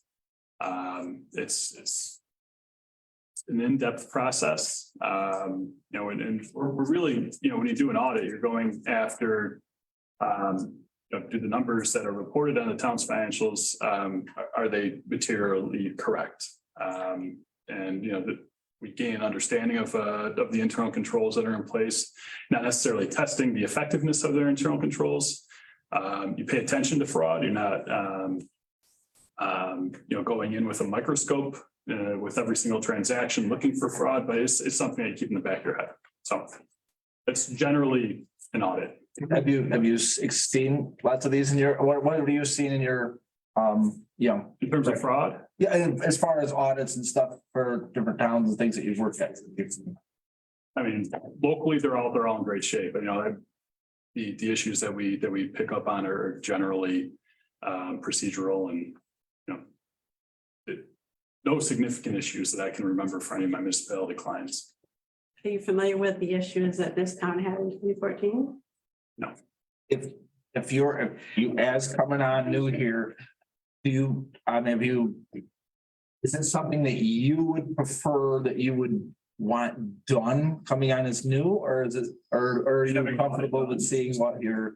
I mean, I think I would be ignorant to say one way or the other, not knowing, there's a lot that I still have to learn. I haven't seen any financial records going back previous to this year. So I can't say one way or the other whether or not it would be warranted.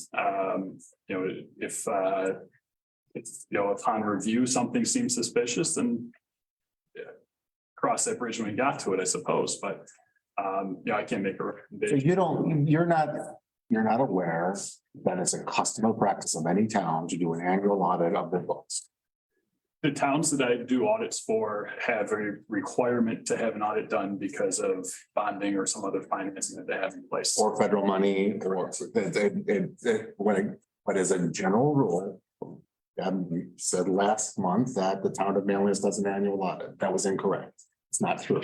No town that I'm aware of does an annual audit. There's no legal requirement that I'm aware of that annual audit. There is no legal requirement. In your experience, once your towns do annual audits? That's what I do. Yeah, for you do. But yeah, I do. For which town? Are the AUDs, you mean? I do audits, and the AUDs, correct? Okay. But for Tama, Onondaga, LG, Syracuse, Sullivan. What is it? But you have to explain what an AUD is annual filing with New York State. Okay. Yeah. Basically, our end of the year report uploaded to New York State. Which we do. Yes. Yes. We do those. So because they receive federal funding, if we have $745,000 of federal funding this year. Correct. The federal funding limit is, I believe, $750,000 of federal funds expended in a given year. So because you receive federal funding, that doesn't necessarily automatically qualify you for an audit. You have to expend in excess of $700,000 to do an audit. Is it federal funding, Jim? The 750,000 in federal funding? So those towns you mentioned probably spent more than 750,000? Some. Or they had a finance document? Right. They have some other requirement that's causing them to be required to have an audit. So what other reasons would they want an audit for? It's bonding requirements or some other type of funding that they have in place that's a contractual obligation that requires them to have an audit. None of the three of them have federal funding expenditures in excess of $700,000. It's not a federal requirement. It's other requirements. I just. You think you're coming after me, I think. Or the board. I did not mention. No, I know you didn't mention my name and I'm to be a little bit. I know. My concern is everything you're saying, everything you're asking for is targeting the contractor. I'm targeting it. No, no, I'm talking general. Tom, you want to ask Tom if he feels targeted? He does. This is his Debbie, let me finish, because I just want to say all of the list of things you would like someone to look into are things that Tom does. Actually, most of them are things that this town board does on a monthly. And we sit here and you can look at anything we do. Was that the case in 2014? Yes, And then how was there discrepancy? I wasn't there then. Why are we talking? Well, you were on the 8 years board, ago? weren't you? Or- No, I wasn't. Okay, I don't know. I don't know who was here, but Why are you, but why does something that happened not on this administration's watch 8 years ago warrant an audit now? The results of that review that was done, it wasn't an audit, it was a performance-based review. Are your procedures in place for checks and balances? And after that review, it was determined that the town had significantly improved their practices and were on track. And they had nothing but good things to say about Tom. But I know what you're doing, but he's getting questioned all the time about why are they auditing you? I'm not. Why do they want blaming anyone. I just. Well, you don't understand the consequences of what you're doing. And that's one of the things that you should be aware of. I'm Is saying that it's transparency. it is, we are transparent, Debbie. Well, then have an audit, bring it up for a vote, see what people say, see what the board says. Settle it. Does anybody want to make a motion to undertake To an audit? vote, Yeah, I make a motion that we vote on whether or not to have an audit. Is that a motion to be made or, I mean, this is silly. you can make the motion, but it doesn't sound like you're gonna get any support. No, it's a vote. I mean, I'm not. Does anybody want to make a motion to conduct an audit? An external audit that will cost the town at least $25,000, if not more. And spending ARPA money on that is a waste of the ARPA money, in my judgment. So what does the ARPA money spend on? You have plans for it? I mean, I've talked to Jim and I've talked to Tom, the board, that we are going to plan for it. That's why it has not been spent. It has not been How can spent. you audit something that hasn't been spent? And we still have like 2 years to deal with that. And there's lots of things that could come up. So we, as a board, we're trying to preserve as much of that as possible if emergency situations come up, or if another year we have a serious budget issue and we still need some equipment for the thing, we do not want to have that burn through at this point when there's, 2 more years, there's, the dates have been said, like when it had to be decided what was going to be used on, and you have even more time to spend it. I can't remember those dates, but we're nowhere near it. So we're, at this point, we're trying to be as careful with it and hold on to it for, if there's certain things that has to be spent, it can be spent on, it cannot, but we know that there's things that could come up that we could spend it on if we needed to. This is something, but at this point, and I don't want to, I don't feel safe saying, no, we don't ever want an audit.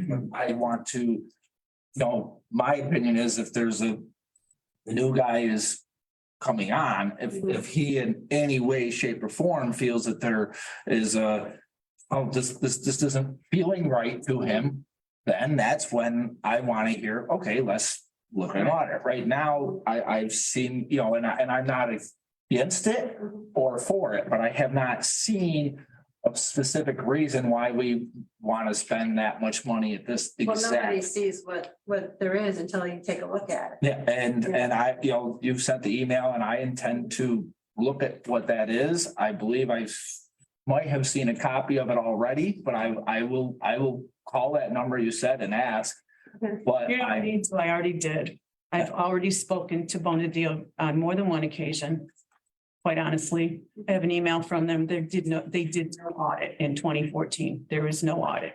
To send us, Marshall. Yes, I spoke to somebody who worked on that audit on that accounting procedures review is what, I'm probably not using exactly the right term. It is not an audit the way you think it is, where you're gonna look at numbers and find somebody's stolen money or whatever. That's not what they did. They did a performance audit where they looked at what procedures the town had in place and they pointed out deficiencies. Well, what triggered that? I mean, what reason do they use to have that? Debbie, I wasn't on the board then. I don't know. You might want to talk to somebody. That's by aggressive employee, you know, Okay, I'd like to see. but it's not an audit. There is no 2014 audit. I have it in writing. I don't know what else to say to you. There is no audit in 2014. It just isn't. So, and according to them, they've heard, no one else has called them about that. Then that's contrary to what you have asserted in your email to us that you called them. And no one has called them? You said you called them. Yes, I did, to see if they had it. You said, yeah. No, that according to, I'm just. If you want to pursue an audit of the town, a performance audit, here's information on the state, from the state comptroller. Feel free to request it, Okay, thank you. okay? Free, and we'd be happy if they decide that they want to audit us, Okay. to cooperate with them. Thank you very much. I'll add, if you feel like there's, I would want to hear that if you feel there's ever a reason you think there is. I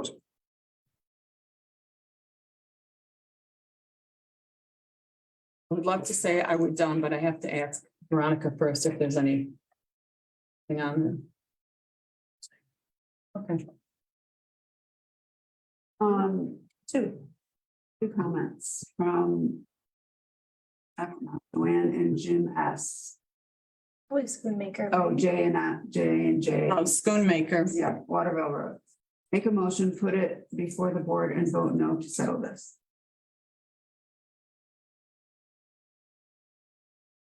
And I have nothing else. Not on the list, but could I ask a quick question? Yeah. The increased senior exemption on the taxes. You alluded to the fact that it's going to increase the burden on every other taxpayer. Is there a way to calculate at least a number of what that dollar amount is going to be prior to the public hearing, so we could better gauge whether it's something we can hit? I don't know if I'm. That's probably information that might be useful. Yeah, I mean, I think that I have to talk to a tax assessor anyway, and I think if anybody has the ability to do that, I certainly could not come up with that calculation, but he might be able to. It just might be helpful because it could be 10,000, it could be 100,000. I know. That's significant. That's a significant increase. It's not just a little loss. It's from 38,000 to 35,000, whatever it is. It's a lot. It's almost a 20,000, whatever. Yeah, it's kind of a shocking. It is. Yeah. Sort of like the Manly Fire Protector. And we're not allowed to pick. I mean, that's probably for another thing, but we're not allowed to pick a different number. It has to be that or nothing. You can pick the. We can pick a different number. Oh. That's good information to know for that thing. So how would we find that out? Well, from a rough standpoint, Renee, just looking at our budget. When you add up the persons age 65 and over, there's 3 different sets of that, plus the disabilities and limited income. It's just the senior exemption, which is the one based. Oh, the disabilities is also being covered. No, I know, but I'm saying that when you said there's 3 categories of seniors, I think it's just the one that relates to, that's income based. Because there is an enhanced. So it's. Go ahead. 0.8%, even the worst case scenario that all 4 of those, it would be 0.8% of your total percentage. Tax base? So to be of the total tax bill. Yeah, of the total tax base would be shifted. It's a big number. Yeah. Almost 1%.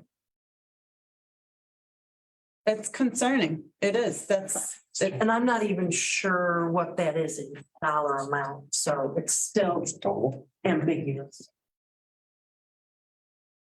Yeah. How many people in this town are on Enhanced Star? What is the percentage?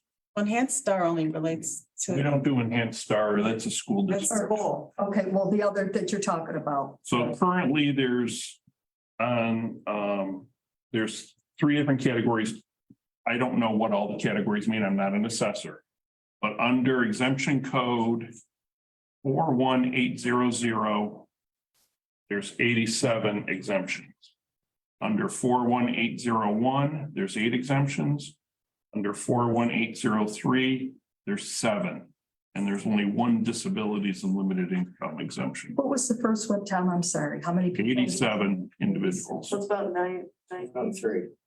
So that's probably many, and it could be the same individuals in the other 2 categories, is it? It could be, I'm not Yeah, an authority on what all these codes mean, but we do have, it's part of our budget every year. There's an exemption report that tells you all the exemptions and the percentages. I think you're probably spot on based on what the rules are today. I think what they're talking about is gonna increase it almost by 50%. So that could. There could be some people, that aren't on this list now that are gonna be added. All right. Oh, yeah. How do we find out what that number is? That's what, well, it all depends on who applies for it. It's the number. well, yeah, I guess worst case scenario, kind of. How many years has it been since we upped it though? It's been that rate for Quite a quite a while. while. Yeah. Super low, yeah. Yeah, I mean, Yeah. that's a very, Maybe you do it incrementally, just for that, man, I think that was. how it impacts, so it's. That's next public We'll come meeting. back next time and you can weigh in. It's not an easy decision. Yeah, no. Tim, can I ask you a question? What's Manlius doing? Are they passing this? I'm just. I think they set a date for public hearing. They haven't made any. They haven't made the final decision yet. So I think Salina has already passed. But most of the towns are dealing with it right now, so. It's significant. So it's optional. It's not like the state says this is, each town has. Every town has to make a decision and seniors obviously are going to want this done. As they want. Their exemption, especially. Yeah. Almost, so. So politics. So I want to turn the floor over to Dave and Yeah. before we head out and adjourn. Do you have something? Okay. Yeah, no, this is my last board meeting. I want to say thank you to everybody. The board, Renee. It's been great. I've learned a ton about politics, which I was a complete rookie in. I was schooled for sure and truly enjoyed being on the board. There was a lot of exciting conversation. I appreciate everybody coming to the meetings and bringing your concerns and thoughts forward. I think it's the only way we're going to have a better town as we move forward is open communication and looking at what the issues are and talking about them. So thank you very much. And I also like to congratulate Diana and her win in the election. So good luck. I wish you nothing but the best. Thank you, Dave. We appreciate your. Stay involved. But Maybe, maybe not. yeah, we'll see. All right. I was just talk to you for a minute afterwards, okay? So I would entertain a motion to adjourn. Motion. I'll second it. Is that- Yeah,